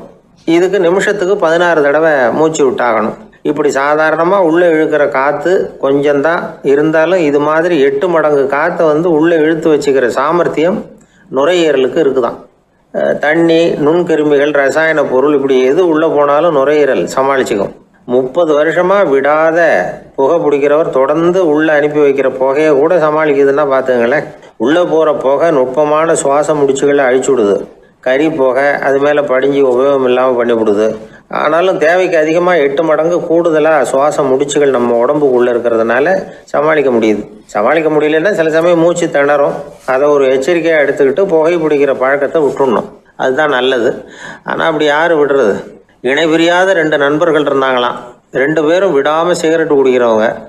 அதில் ஒருத்தன் செத்து போட்டான். இன்னொருத்தன் அதுக்கப்புறம் 2 சிகரெட்டாக குடிக்க ஆரம்பித்தானான். ஏன் இப்படி பண்ணுறேன்னு கேட்டிருக்காங்க. நான் 1 சிகரெட்டு தான் குடிக்கிறேன், செத்து போன என்னுடைய ஃப்ரெண்டு இருக்கானே செத்து போனவன், அவனுக்காக இன்னொரு சிகரெட்டு குடிக்கிறேன் அப்படின்னு நானா. இது ரொம்ப ஆபத்து, விட்டுடு அப்படின்னு சொல்லியிருக்காங்க. சரின்னு ஒத்துக்கிட்டான். ஆனால் அதுக்கப்புறமும் 1 சிகரெட் வீதமாக குடிச்சிக்கிட்டே இருந்தான். சிகரெட்டு பழக்கத்தை நீ இன்னும் விடலையான்னு கேட்டாங்களாம். அந்த பழக்கத்தை நான் எப்போ விட்டுட்டேன், இப்போ நான் குடிக்கிறது என் ஃப்ரெண்டுக்காக அப்படின்னு நானா. இவங்கெல்லாம் எப்படி திருந்துறது? ஒரு அம்மா, அவங்களுக்கு 35 வயசு இருக்கும். குடும்பத்தில் எந்த கஷ்டமும் இல்லை. இருந்தாலும் காரணம் இல்லாமல் பிள்ளைங்க பேரில் கோவப்படுறது, எரிஞ்சு விடுறது அவங்க வழக்கம். பிள்ளைங்க அழும். உடனே அவங்க மனசும் சங்கடப்படும். இன்னொரு அம்மா நல்ல வேலையில் இருக்கிறவங்க, வாரத்துக்கு ஒரு தடவையாவது தலைவலி வந்துடும். இவங்களுக்கெல்லாம் உடம்புல எந்த கோளாறும் இல்லை, மனசு மட்டும் சரியா இருக்காது. தூக்க மாத்திரை கையில் வச்சிருப்பாங்க. 30-35 வயசுடைய பெண்களுக்கு சர்வசாதாரணமாக காணப்படுகிற மனக்கோளாறு இது. இதுக்கு பேர் மனவாட்டம், டிப்ரெஷன், மனமடிவு அப்படின்னு சொல்லலாம். இந்த நோய்க்கு அறிகுறி என்ன தெரியுமா? மனசுல வருத்தமான உணர்வு இருக்கும், அடிக்கடி அழலாம் போல தோணும். முன்னால எல்லாம் எந்தெந்த செயல்ல ஆர்வம் இருந்ததோ அதெல்லாம் குறைஞ்சிரும், அல்லது சுத்தமாகவே ஆர்வம் இல்லாமல் போயிடும். சில பெண்கள் இளம் வயசுல பக்கத்தில் இருக்கிறவங்க கிட்ட கலகலப்பாக பேசுவாங்க, வீட்டை அலங்கரிக்கிறதுல ஆர்வம் இருக்கும். இப்போ அதுல எல்லாம் ஆர்வம் இல்லாமல் போயிடும். எந்த வேலை செஞ்சாலும் சீக்கிரம் களைப்பு அடைஞ்சுடுறது மாதிரி ஆகிடும்.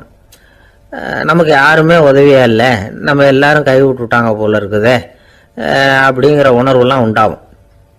தன்னைத்தானே குறை சொல்லிக்குவாங்க, நாம் தப்பு பண்ணிவிட்டோம் போல இருக்குதே அப்படின்னு தோணும். குற்றம் பண்ணிட்டதா நினச்சி கஷ்டப்படுவாங்க. பசி இருக்காது, தூக்கத்தில் தொந்தரவு இருக்கும். அடிக்கடி செத்து போடலாங்கிற உணர்வு வரும், தற்கொலை பண்ணிக்கலாங்கிற எண்ணம் உண்டாகும். சில பேர் தற்கொலை முயற்சியில் கூட ஈடுபடுவாங்க. சில பேருக்கு பலவிதமான உடல் வலிகள் இருக்கும், பலவீனம் இருக்கும், சீக்கிரமாக களைப்படைஞ்சு போடுவாங்க. இதெல்லாம் மனவாட்ட நோய்க்கான தன்மைகள். இந்த மனவாட்டம், அதாவது டிப்ரெஷனை 2 வகையாக பிரிக்கலாமா. ஒன்று தானாக உண்டாக்கிக்கிறது, இன்னொன்று எதிர் விளைவை உண்டு பண்ணுகிற அல்லது நரம்பு சம்பந்தப்பட்ட டிப்ரெஷன். தானாக உண்டாக்கிக்கிற மனவாட்ட நோய் இருக்கு பாருங்க, அதுக்கு ஏதாவது சூழ்நிலை காரணமாக இருக்கலாம் அல்லது இல்லாமலும் போகலாம். மூளையில் டொப்பாமைன் அல்லது செரட்டோனின் இதோட அளவு குறையும் பொழுது இந்த டிப்ரெஷன் உண்டாகுது. இதுக்கு ஓரளவு பிறவி காரணங்கள் கூட இருக்கலாம், குடும்பத்தில் வேற சிலருக்கும் வரலாம். பாதிக்கப்பட்ட பெண்ணை பார்க்கறதுக்கு பலவீனமாக தெரியும், கடுமையான குற்ற உணர்வு இருக்கும், தனியாக இருக்கிறதுக்கு ஆசைப்படுவாங்க, நடு ராத்திரியில் எழுந்திரிச்சு உட்காந்து கஷ்டப்பட்டுக்கிட்டு இருப்பாங்க, கொடூரமான முறையில் தற்கொலை பண்ணிக்க முயற்சி பண்ணுவாங்க, தீ வச்சுக்கிறது, அமிலத்தை குடிக்கிறது, தூக்கில் தொங்குறது. இப்படி தானாக வரவழைச்சிக்கிற மனவாட்ட நோய் மறையக்கூடிய நோய். ஒரு தடவை வந்தால் 3லேருந்து 6 மாதம் வரைக்கும் நீடிக்கும். இடைப்பட்ட காலங்களில் நோயாளி இயல்பாக இருப்பார்.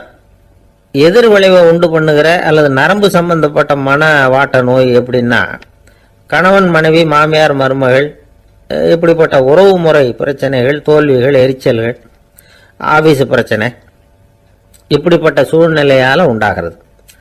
எல்லாத்துக்கும் மருந்து இருக்குது, மார்க்கம் இருக்குது, கவலைப்பட வேண்டியதில்லை, தைரியமாக இருக்கணும். உளவியல் மருத்துவம் இதுக்கு ரொம்ப உபயோகமாக இருக்கும். சில பெண்களை பாருங்கள், அவங்க எதுக்கும் அலட்டிக்கிறது இல்லை. ஒரு அம்மா அப்படிதான் தன்னுடைய கணவனை அழைச்சிக்கிட்டு ஒரு மனநோய் மருத்துவர்கிட்ட வந்தாங்க. டாக்டர், எங்கள் வீட்டுக்காரர் திடீர்னு ஒரு மாதிரி ஆயிட்டார், வித்தியாசமாக நடந்துகிறார். எப்படின்னா, இவர் தன்னையே ஒரு ஒட்டடை பூச்சியாக நினச்சிக்கிட்டு இருக்கிறார். அப்படி நினச்சிக்கிட்டு தன்னுடைய தலையாலேயே வீட்டில் உள்ள ஒட்டடையெல்லாம் தொடச்சிக்கிட்டு இருக்கிறார் அப்படின்னாங்க. எவ்வளவு நாளாக அப்படி இருக்குதுன்னு கேட்டார் டாக்டர். 1 வாரமாக அப்படி இருக்குது அப்படின்னாங்க அந்த அம்மா. அப்படின்னா முன்னாடியே ஏன் அழைச்சிட்டு வரல அப்படின்னு கேட்டார் டாக்டர். வீடு பூரா சுத்தமாகட்டுமேனு பார்த்துக்கிட்டு இருந்தேன் டாக்டர் அப்படின்னாங்களாம் அந்த அம்மா. ஒருத்தர் ரொம்ப அவசரமாக போயிட்டு இருந்தார். எங்கே சார் போகிறீங்கன்னு கேட்டோம். எனக்கு வேண்டியப்பட்ட ஒருத்தருக்கு குழந்தை பிறந்திருக்கிறதாக செய்தி வந்திருக்கு, அதுதான் ஆஸ்பத்திரிக்கு போயிட்டுருக்கேன், பார்த்துட்டு வரலாம்னு அப்படின்னார். அப்படின்னா கொஞ்சம் இப்படி உட்காருங்க அப்படின்னோம். சில விவரம்லாம் சொல்கிறேன், கேட்டுட்டு போங்க அப்படின்னோம். உட்காந்தார். அப்புறம் சொல்ல ஆரம்பித்தோம். புதுசாக பிறந்திருக்கிற ஒரு குழந்தைய பார்க்க போகிறதுன்னா அது சாதாரண விஷயம் இல்லை, அதில் ரொம்பவும் கவனமாக நடந்துக்கணும். புது குழந்தைக்கு நோய் சுலபமாக தொற்றும், முக்கியமாக காற்று மூலமாக பரவுகிற நோய்கள் சுலபமாக வந்துடும். அதனால் நமக்கு உடம்பு சரியில்லைன்னா குழந்தைய விட்டு கொஞ்சம் தள்ளியே இருக்கிறது தான் நல்லது. பெரியவங்களை பொறுத்த வரைக்கும் சாதாரணமாக உள்ள ஒரு கிருமி கூட குழந்தைய பொறுத்த வரைக்கும் ரொம்ப மோசமான ஒரு கிருமியாக இருக்கும். சில வெளிநாடுகளில் எப்படி தெரியுமா, பிறந்த குழந்தை தூங்கிக்கிட்டு இருக்கிற ஒரு ரூமுக்கு போகணும்னா போகிறவங்க முகமூடி போட்டுக்கணும், காலணிகளை மாற்றிக்கணும், அவ்வளவு சுத்தமாக உள்ளே போய் பார்த்துட்டு வரணும். பொதுவாக சில ஆஸ்பத்திரிகளில் பார்த்தீங்கன்னா பார்வையாளர்கள் நேரத்தில், விசிட்டிங் ஹவர்ஸ், தாயை விட்டு குழந்தைய தனியாக பிரித்து வச்சுருவாங்க. எதுக்குன்னு நினைக்கிறீங்க? அந்த நேரம் பல பேர் வருவாங்க போவாங்க, அவங்க கை கால் சுத்தமாக இருக்காது. சுத்தம் இல்லாத கைகள் மூலமாக கிருமிகள் பரவும். சுத்தம் இல்லாத கைன்னா மண்ணு தூசி படிஞ்சிருக்கிற கை மட்டும் தான் அர்த்தம் இல்லை. சாலையில் கையை வீசிக்கிட்டு நடந்து வர்றீங்க, குழந்தைய பொறுத்த வரைக்கும் அது கூட சுத்தம் இல்லாத கை தான். தாயை தவிர மற்றவங்க குழந்தைய தூக்காமல் பார்த்துக்கிறது நல்லது. தாய் கூட அளவோட கொஞ்சிறதோட நிறுத்திக்கணும். புதுசாக ஒரு குழந்தைய பெற்றுருக்கிற பொண்ணுக்கிட்ட மற்ற தாய்மார்கள் ஏதாவது சொல்லிக்கிட்டே இருப்பாங்க. குழந்தைய அப்படி வளர்க்கணும் இப்படி வளர்க்கணும் அப்படின்னு ஏதாவது அட்வைஸ் பண்ணிக்கிட்டே இருப்பாங்க. இப்படி ஓவராக அறிவுரை பண்ணுறது அந்த பொண்ணை குழப்பி விட்டுரும். அதனால் அப்படிலாம் பண்ணக்கூடாது. அந்த பெண்ணே ஏதாவது கேட்டால் கூட டாக்டர் சொல்ல வேண்டிய விவரங்களை எல்லாம் நாமே சொல்லிக்கிட்டு இருக்கக்கூடாது. புதுசாக பிறந்திருக்கிற குழந்தைய மட்டும்தான் இப்படி பார்க்கணும்னு இல்லை. ஒரு நோயாளி குழந்தைய பார்க்க போகிறதுனா கூட ரொம்ப எச்சரிக்கையாக தான் நடந்துக்கணும். ஒரு தின்பண்டமோ விளையாட்டு சாமானோ அந்த குழந்தைக்கு நாம் வாங்கிட்டு போகிறதா வச்சுக்குவோம். அதை நேராக கொண்டுகிட்டு போய் அந்த குழந்தைகிட்டே கொடுக்கக்கூடாது. அதோட அப்பா அம்மா கிட்ட ரகசியமாக கொடுக்கலாம். அவங்க முடிவு பண்ணட்டும் குழந்தைகிட்ட அதை கொடுக்கலாமா வேண்டாமாங்கிறத. அவங்களுக்கு தான் தெரியும் அதோட மனசும் உடம்பும். உங்கள் அக்கறையை காட்டுறதா நினச்சிக்கிட்டு குழந்தை வாயில் எதையும் கொண்டுட்டு போய் போடாதீங்க. போகிறப்போ உங்கள் வீட்டு குழந்தையும் அழைச்சிட்டு போகாதீங்க. இது நோயை வாங்கிட்டு வந்துடும், அல்லது புதுசாக ஒரு நோயை அதுக்கிட்ட கொடுத்துட்டு வந்துடும். என்னதான் உங்களுக்கு பழக்கமான குழந்தையா இருந்தால் கூட அதுக்கு விருப்பம் இல்லைன்னா பேசக்கூடாது. அங்கே போய் அவங்க பள்ளிக்கூடத்தை ஞாபகப்படுத்திகிட்டு இருக்கக்கூடாது. நோயில் இருக்கிறப்ப ஸ்கூலை பற்றி பேச அது விரும்பாது. ஆஸ்பத்திரியை விட்டு வெளியில் புறப்படுறப்போ குழந்தைகிட்ட சொல்லணும்னு அவசியம் இல்லை. அதோட அப்பா அம்மா கிட்ட சொல்லிவிட்டு புறப்பட்டா போதும். குழந்தை கோபிச்சிக்காது. சமூக சம்பிரதாயத்தை பற்றி அது கவலைப்படுறதில்லை. இப்படி எல்லா விவரமும் நம்ம எதிரில் உட்காந்துருந்தவங்க கிட்ட சொல்லி முடித்தோம். ரொம்ப நன்றி சார் அப்படின்னு சொல்லிவிட்டு அவர் புறப்பட்டார். குழந்தைங்க கொஞ்சம் வளர்கிற வரைக்கும் தான் நாம் எச்சரிக்கையாக இருக்கணும்னு இல்லை, வளர்ந்த பிறகு இன்னும் எச்சரிக்கையாக இருக்கணும். ஒரு பையன் பள்ளிக்கூடத்துலேருந்து திரும்பி வீட்டுக்கு வந்தான். முகம் பூரா நகத்தால் கீறி இருந்தது. அப்பா பார்த்து பயந்துட்டார். யாருடா உன்னை இப்படி பண்ணது அப்படின்னாரு. என் கூட படிக்கிற இன்னொரு பையன்.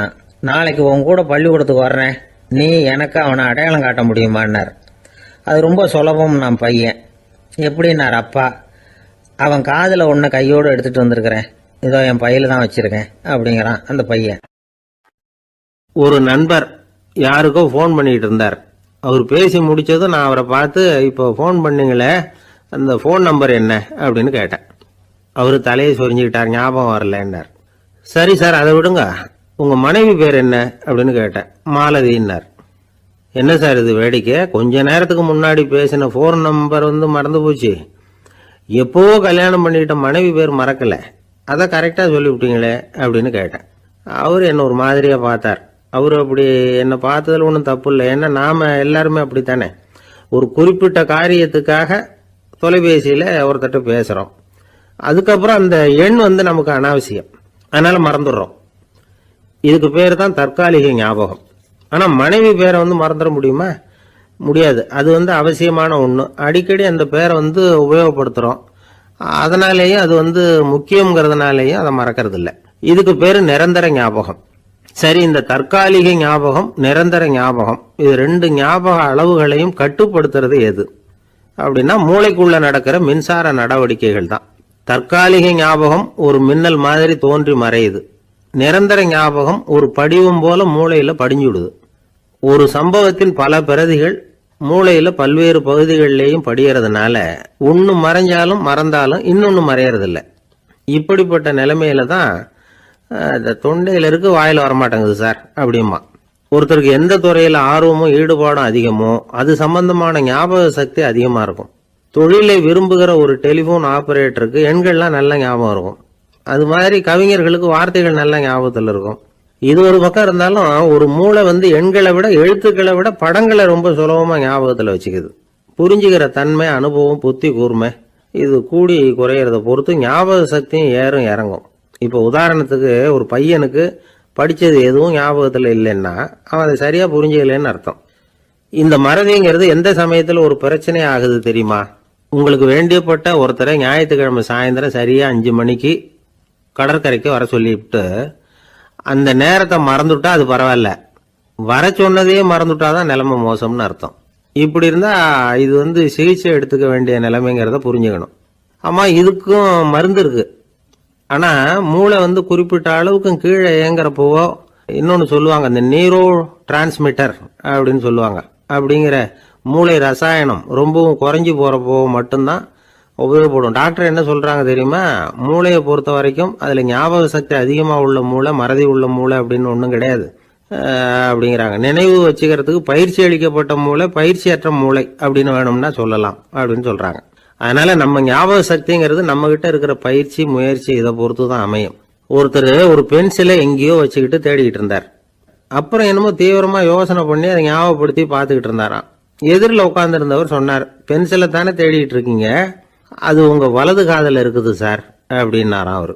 இதுக்கு அவர் சொல்லியிருக்காரு, பென்சிலை வலது காதில் தான் வச்சிருக்கேங்கிறது எனக்கு நல்லா ஞாபகம் இருக்கு, ஆனால் எது வலது காதுங்கிறது தான் மறந்து போச்சு அப்படின்னாராம். அவர் அதை தான் யோசிச்சுட்டு இருந்திருக்கிறார். காலை நேரம், கடற்கரை ஓரம், காலை வீசிக்கிட்டு கையை வீசிக்கிட்டு ஏதோ சண்டைக்கு போகிற சிப்பாய் மாதிரி எல்லாரும் நடந்து போயிட்டு இருக்கிறாங்க. நடைப்பயிற்சி. அதில் நமக்கு தெரிஞ்ச ஒருத்தர் எதிரில் வந்தார் ரொம்ப வேகமாக. என்ன சார் வாக்கிங்க அப்படின்னு கேட்டோம். அவரால் ஆமாம்னு பதில் சொல்ல முடியல, அவ்வளவு கஷ்டம். மூச்சு விடுறதுக்கே வாயை திறந்து மூடிட்டு இருக்கிறார். எங்கே பேசுறது? கொஞ்சம் நின்று நிதானிச்சு மூச்சு விட்டுட்டு அதுக்கப்புறம் சொன்னார் ஆமாம் அப்படின்னு. என்ன சார் இவ்வளவு வேகம்னோ? உங்கள் பேச்சை கேட்டுவிட்டு தான் சார் நடக்க ஆரம்பித்தோம். நீங்கள் தான் அடிக்கடி சொல்லிகிட்டு இருந்தீங்க நடக்கிறது நல்லதுன்னு. அன்னையிலேருந்து ஆரம்பிச்சுட்டேன், ஆனால் ரொம்ப கஷ்டமாக இருக்குது சார். இப்போ பாருங்கள், உங்கள்கிட்ட சுலபமாக பேசக்கூட முடியல, மூச்சு வாங்குது, உடம்பு கூட வலிக்கிறது மாதிரி இருக்குது அப்படின்னு அவர் பாட்டுக்கு பேச ஆரம்பிச்சிட்டார். உங்களை யார் சார் இவ்வளவு வேகமாக நடக்க சொன்னது? வேகத்தை குறைங்க, மெதுவாக நடங்க அப்படின்னோம். நீங்கள் நடக்கிறதுனால என்னென்ன சௌகரியம்னு அன்னைக்கு சொன்னீங்களே தவிர சௌகரியமாக நடக்கிறது எப்படின்னு சொல்லலையே அப்படின்னார் அவர். இன்னமும் லேசாக மூச்சு வாங்கிக்கிட்டே சொன்னால் கூட இவர் சொல்கிறதுலேயே ஒரு நியாயம் இருக்குது. அதனால் இந்த நடைப்பயிற்சி பண்ணுறவங்க கவனிக்க வேண்டிய சில முக்கியமான குறிப்புகள் இருக்குது. அது என்னென்னங்கிறத அவங்க தெரிஞ்சுக்கணும். அது தெரிஞ்சு வச்சுக்கிறது நல்லது. இதெல்லாம் மருத்துவ நிபுணர்கள் சொல்கிற குறிப்புகள். அவங்க என்ன சொல்கிறாங்க தெரியுமா? உங்கள் வயசு 40க்கு மேலேயா? உங்கள் எடை இருக்க வேண்டியதை விட 10 கிலோ அதிகமாக இருக்குதா? நீங்கள் புகை பிடிக்கிறவரா? இதய நோய், இரத்த நாள நோய், உயர் ரத்த அழுத்தம் இப்படி ஏதாவது உங்களுக்கு உண்டா? அப்படின்னா நீங்கள் உங்கள் இஷ்டத்துக்கு வரிஞ்சு கட்டிக்கிட்டு நடைப்பயிற்சி பண்ண ஆரம்பிச்சிடாதீங்க. முதல்ல ஒரு மருத்துவ பரிசோதனை பண்ணிக்கங்க, அதுதான் நல்லது அப்படின்னு அவங்க சொல்கிறாங்க. நடக்கிறப்போ, உடற்பயிற்சி செய்கிறப்போ மார்பு பகுதியில் அல்லது வேற எங்கேயாவது தொடர்ந்து வலி இருந்ததுன்னா பயிற்சியை நிறுத்தி விட்டு டாக்டரை போய் பார்க்கணும். நடைப்பயிற்சி பண்ணுறப்போ உங்கள் சக்திக்கு தகுந்த மாதிரி மெதுவாக அதிக கஷ்டம் இல்லாமல் முன்னேறலாம். அங்கே என்ன போட்டியாக வைக்கிறாங்க, முந்திக்கிட்டு போய் என்ன பண்ண போகிறோம்? பரிசா வாங்க போகிறோம். அதனால் நிதானம் அவசியம் அப்படிங்கிறது அவங்க ஆலோசனை. தொந்தரவு கொடுக்காத ஷூ, ட்ரெஸ்ஸு இதுகளை உபயோகப்படுத்துங்க. பாதத்தில் ஆடு தசை இருக்குல்ல, அங்கே ஏதாவது பிரச்சனை இருந்ததுன்னா டாக்டரை பாருங்கள். இந்த பாதத்தில் வலி வரும் அந்த இடத்துல. வெயில் காலமாக இருந்தால் தலைக்கு தொப்பி வச்சுக்கோங்க. பனியில் நடந்தாலும் அப்படி தான், தலையை பத்திரமா பார்த்துக்குங்க. நம்மக்கிட்ட ஏதோ கொஞ்சம் உருப்படியாக தெரியறது அதுதானே. உடற்பயிற்சிக்கு முன்னாடி பின்னாடி பயிற்சி செய்கிறப்போ நிறைய தண்ணி குடிக்கலாமா. முதல் 1 மாதத்துக்கு கொஞ்சம் தளர்த்தியாக சாவகாசமாக நடக்கலாம். மணிக்கு 3 அல்லது 4 கிலோமீட்டர் வேகம்னு வச்சுங்களேன். அதுக்கப்புறம் வேகத்தை அதிகப்படுத்தலாம். மணிக்கு 6 அல்லது 8 கிலோமீட்டர் அளவுக்கு நடக்கலாம். நல்லா கையை வீசிக்கிட்டு நடக்கணும். மூச்சு விடுற எண்ணிக்கை அதிகரிக்கணும். இது மாதிரி ஒரு 30 நிமிஷம் நடக்கலாம். தனியாக நடந்து போகிறதுக்கு உங்களுக்கு என்னமோ மாதிரி இருக்குதா, கூட யாரையாவது சேர்த்துக்குங்க. ஒரு குரூப்பாக சேர்ந்து போகலாம். நடக்கிறதுங்கிறத ஒரு சந்தோஷமான சமாச்சாரமாக ஆக்கிக்கணும். தினம் இப்படி நடக்க வேண்டி இருக்குதே அப்படின்னு புலம்பிக்கிட்டே போகக்கூடாது. சில பேர் நடக்கிறப்போ கடந்த காலத்தை அசை போட்டுக்கிட்டே போவாங்க. சில பேர் வருங்காலத்தை அசை போட்டுக்கிட்டே போவாங்க. சில பேர் முக்கியமான திட்டம்லாம் இப்படி நடக்கிறப்போ தான் தீர்மானம் பண்ணுவாங்க. நடக்கிறதுனால மன இறுக்கம் குறையுது, பரபரப்பு குறையுது, மன ஆற்றல் பெருகுது, தன்னம்பிக்கை வளருது, முதுமை தள்ளி போகுது, செயல்திறன் அதிகரிக்குது. இதை தவிர உடம்புக்கும் பல விதமான சௌகரியங்கள் ஏற்படுது. அதனால் இது வரைக்கும் நடக்க ஆரம்பிக்காதவங்க இனிமே இந்த குறிப்புகளை கவனத்தில் வச்சுக்கிட்டு நடக்க ஆரம்பிச்சுடலாம். சார்லஸ் லேம்ப் அப்படின்னு ஆங்கில இலக்கிய மேதை ஒருத்தர், அவர் ஒரு தரம் உடம்பு சரியில்லைன்னு டாக்டர்கிட்ட போனாராம். டாக்டர் அவரை பார்த்துட்டு, நீங்கள் தினமும் காலையில் வெறும் வயத்தில் நடக்கணும் அப்படின்னாராம். வெறும் வயத்தில் நடக்கிறதுக்கு நான் தயார், ஆனால் வயிறு கிடைக்கணுமே சார். யார் வயத்து மேலே நடக்கிறது டாக்டர் அப்படின்னு கேட்டாராம் இவர். ஆஃபீஸை முடிஞ்சு வீட்டுக்கு போகிற சமயத்தில் ஒருத்தர் கடைக்கு போய் ஸ்வீட் வாங்கினார். சரி, வீட்டுக்கு பிள்ளைங்களுக்கு தான் வாங்கிட்டு போகிறார் அப்படின்னு மற்றவங்க நினச்சாங்க. அவர் அப்படி செய்யல. அந்த இடத்துலையே பொட்டலத்தை பிரித்தார். திருட மாதிரி அப்படியே சுற்றி ஒரு தரம் பார்த்துக்கிட்டார். யாரும் தெரிஞ்சவங்க இல்லைங்கிறத முடிவு பண்ணிவிட்டு அவசரமாக அதை அப்படியே போட்டு முழுகிவிட்டு கையை தொடச்சிக்கிட்டு நல்ல பிள்ளை மாதிரி நடந்து போக ஆரம்பிச்சிட்டார். அவர் யாருன்னா, அவரோட பிரச்சனை எல்லாருக்கும் தெரியாது, சில பேருக்கு தான் தெரியும். அதாவது அவர் உடம்பில் சர்க்கரை இருக்குதுன்னு டாக்டர் சொல்லிவிட்டாராம். அதனால் வீட்டில் சர்க்கரையே இவர் கண்ணில் காட்டுறதில்ல. அதனால் இவர் யார் கண்ணிலையும் படாமல் இப்படிப்பட்ட வேலைகள்லாம் செய்கிறது வழக்கம். யாருக்கும் தெரியாமல் இப்படி ஸ்வீட்டை வாங்கி சாப்பிட்டுட்டு அவர் பாட்டுக்கு போயிடுறது. இப்படிப்பட்டவங்களுக்கெல்லாம் கொஞ்சம் ஆறுதலான தகவல் இன்றைக்கி. அது என்னென்னா, நாம் சாப்பிட்ற சர்க்கரைக்கும் நம்ம உடம்பில் உள்ள சில கோளாறுகளுக்கும் அப்படி என்ன தான் சம்மந்தம் இருக்குது. இதை பற்றி சமீபத்தில் சில ஆராய்ச்சிகள்லாம் நடந்திருக்குது. ஏன்னா சர்க்கரைன்னாவே விஷம் மாதிரி அதை பார்க்குறவங்களும் சில பேர் உண்டு. சின்ன பிள்ளைங்களுக்கு வயத்தில் பூச்சி உண்டாகிறதுலேருந்து பெரியவங்களுக்கு நீரிழிவு வர்ற வரைக்கும் எல்லாத்துக்கும் சர்க்கரை தான் காரணம்னு சொல்லிகிட்டு இருக்கிறோம். ஆனால் அந்த அளவுக்கு பயப்பட வேண்டிய அவசியம் இல்லை அப்படின்னு சொல்கிறாங்க. சர்க்கரை வியாதி, இருதய நோய், பித்த நீர் பை நோய், இதெல்லாம் சில நோய்கள்லாம் நாம் சாப்பிட்ற சர்க்கரைக்கும் தொடர்பு இருக்குன்னு நினைக்கிறோம். ஆனால் அப்படி சம்பந்தம் உண்டுங்கிறதுக்கு போதுமான அளவுக்கு ஆதாரம் இல்லை அப்படிங்கிறாங்க ஆராய்ச்சியாளர்கள். ஒரே ஒரு சம்பந்தம் தான் உறுதியாக இருக்குதான். அதுவும் இந்த பல் சிதைவு அப்படின்னு இருக்கு இல்லையா, அந்த சர்க்கரை சாப்பிட்றதுக்கும் இந்த பல் சிதைவுக்கும் சம்பந்தம் இருக்குது அப்படிங்கிறத மட்டும் உறுதியாக சொல்கிறாங்க. சர்க்கரைன்னா நாம் சாப்பிட்ற ஜீனி மட்டும் இல்லை, பழம், காய்கறி, பால், தேன், இப்படி எல்லாத்துலேயும் அது இருக்குது. கேரட்டு கொடுக்குற சத்தில் 88% சர்க்கரை, ஆப்பிள் கொடுக்குற சக்தியில் 95% சர்க்கரை. இது ஜீனி சர்க்கரை, இது ஆப்பிள் சர்க்கரை அப்படிங்கிற வித்தியாசம்லாம் உடம்புக்கு கிடையாது. ரெண்டுமே உடனடியாக சக்தி கொடுக்குது. ஒரு ஸ்பூன் சர்க்கரையில் 16 கலோரி தான் சத்து இருக்குது. அதிகமாக சர்க்கரை சாப்பிட்டா நீரிழிவு வந்துருங்கிறது தப்பான ஒரு அபிப்பிராயம். டயபெட்டிஸுங்கிறது ஒரு மெட்டபாலிக் டிசார்டர், அவ்வளவுதான். அதாவது நாம் சாப்பிட்ற சர்க்கரையை நம்ம உடம்பு திறமையாக உபயோகப்படுத்திக்க முடியல அப்படின்னு அர்த்தம். அதனால தான் அதிகமாக இனிப்பு வேணாம்னு சொல்கிறோம். ஏற்கனவே உடம்பால் முடியாத ஒன்றை மறுபடியும் அது தலையில் சுமத்தி அதிகமாக வேலை வாங்க வேணாமே அப்படிங்கிறதுக்காக தான். ஆகாரத்தில் அதிகமாக சர்க்கரை இருந்தால் அதனால் உடனே சர்க்கரை வியாதி வந்துடும்ங்கிறதுக்கு விஞ்ஞான ரீதியாக போதுமான ஆதாரம் இல்லை. அதனால் எப்போவாவது அதிகமாக ஸ்வீட்டு சாப்பிட்டுட்டா ஐயோ அதிகமாக சாப்பிட்டோமோ என்ன பண்ண போகுது தெரியலையே அப்படின்னு நினச்சி மனசை போட்டு குழப்பிக்க வேண்டியதில்லை. பொதுவாக எதுவுமே அதிகமாக வேண்டாம், எல்லாம் சீராக இருந்தால் போதும். நீரிழிவுங்கிறது புதுசாக வந்துட்ட ஒரு நோய் இல்லை, ரொம்ப காலமாகவே இருக்கிற ஒன்று தான். நம்ம முன்னோர்கள் இதை மதுமேகம் அப்படின்னு சொல்லுவாங்க. அதை கட்டுப்படுத்துறதுக்கு அவங்களே சில வழிமுறையை சொல்லி வச்சுருக்கிறாங்க. அது என்னென்னா வேறு ஒன்றும் இல்லை, இந்த பாவக்காய், முள்ளங்கி, அருகம்புல், அவ்வளவுதான். வெள்ளை முள்ளங்கி இருக்குல்ல, அதை வாரத்துக்கு 3 நாள் சாப்பிட்டுக்கிட்டு வாங்க. நூலுக்கோல் ரொம்ப நல்லது. இல்லைன்னா முள்ளங்கி சாறு 1 ounce சாப்பிட்டுட்டு வரலாம். ரத்தத்தில் சேர்கிற சர்க்கரை அளவை இதெல்லாம் கட்டுப்படுத்துது. சிறுநீரில் காணப்படுகிற சர்க்கரை அளவையும் சமநிலைப்படுத்துது. தினமும் ஆகாரத்தில் கோதுமை, கேழ்வரகு, வெந்தயம், கருவேப்பிலை, சோயாபீன்ஸ் எது கிடைக்குதோ சேர்த்துக்கலாம். இப்படிலாம் செஞ்சுக்கிட்டு வந்தால் அப்புறம் வீட்டுக்கு தெரியாமல் கடையில் போய் நின்றுக்கிட்டு ஸ்வீட் வாங்கி திருட்டுத்தனமாக சாப்பிட வேண்டிய அவசியமே உங்களுக்கு வராது. 2 ஆசாமிகள் கடற்கரையில் உட்காந்து சாவகாசமாக பேசிக்கிட்டு இருந்தாங்களாம். ஒருத்தர் சொன்னார், இன்னொருத்தருக்கு தெரியாமல் ஸ்வீட்டு சாப்பிட்றதே எப்பவும் இடைஞ்சல் தான் சார். நேற்றுக்கு பாருங்கள், அப்படி தான் சாப்பிட்டுக்கிட்டு இருந்தேன், வீட்டுக்காரி கண்ணில் போட்டுவிட்டுது, அதுக்கப்புறம் ஒரே ரகலையாக போச்சு அப்படின்னாரா. எனக்கு கூட அப்படி தான் சார் ஆகிட்டுது, ஒரே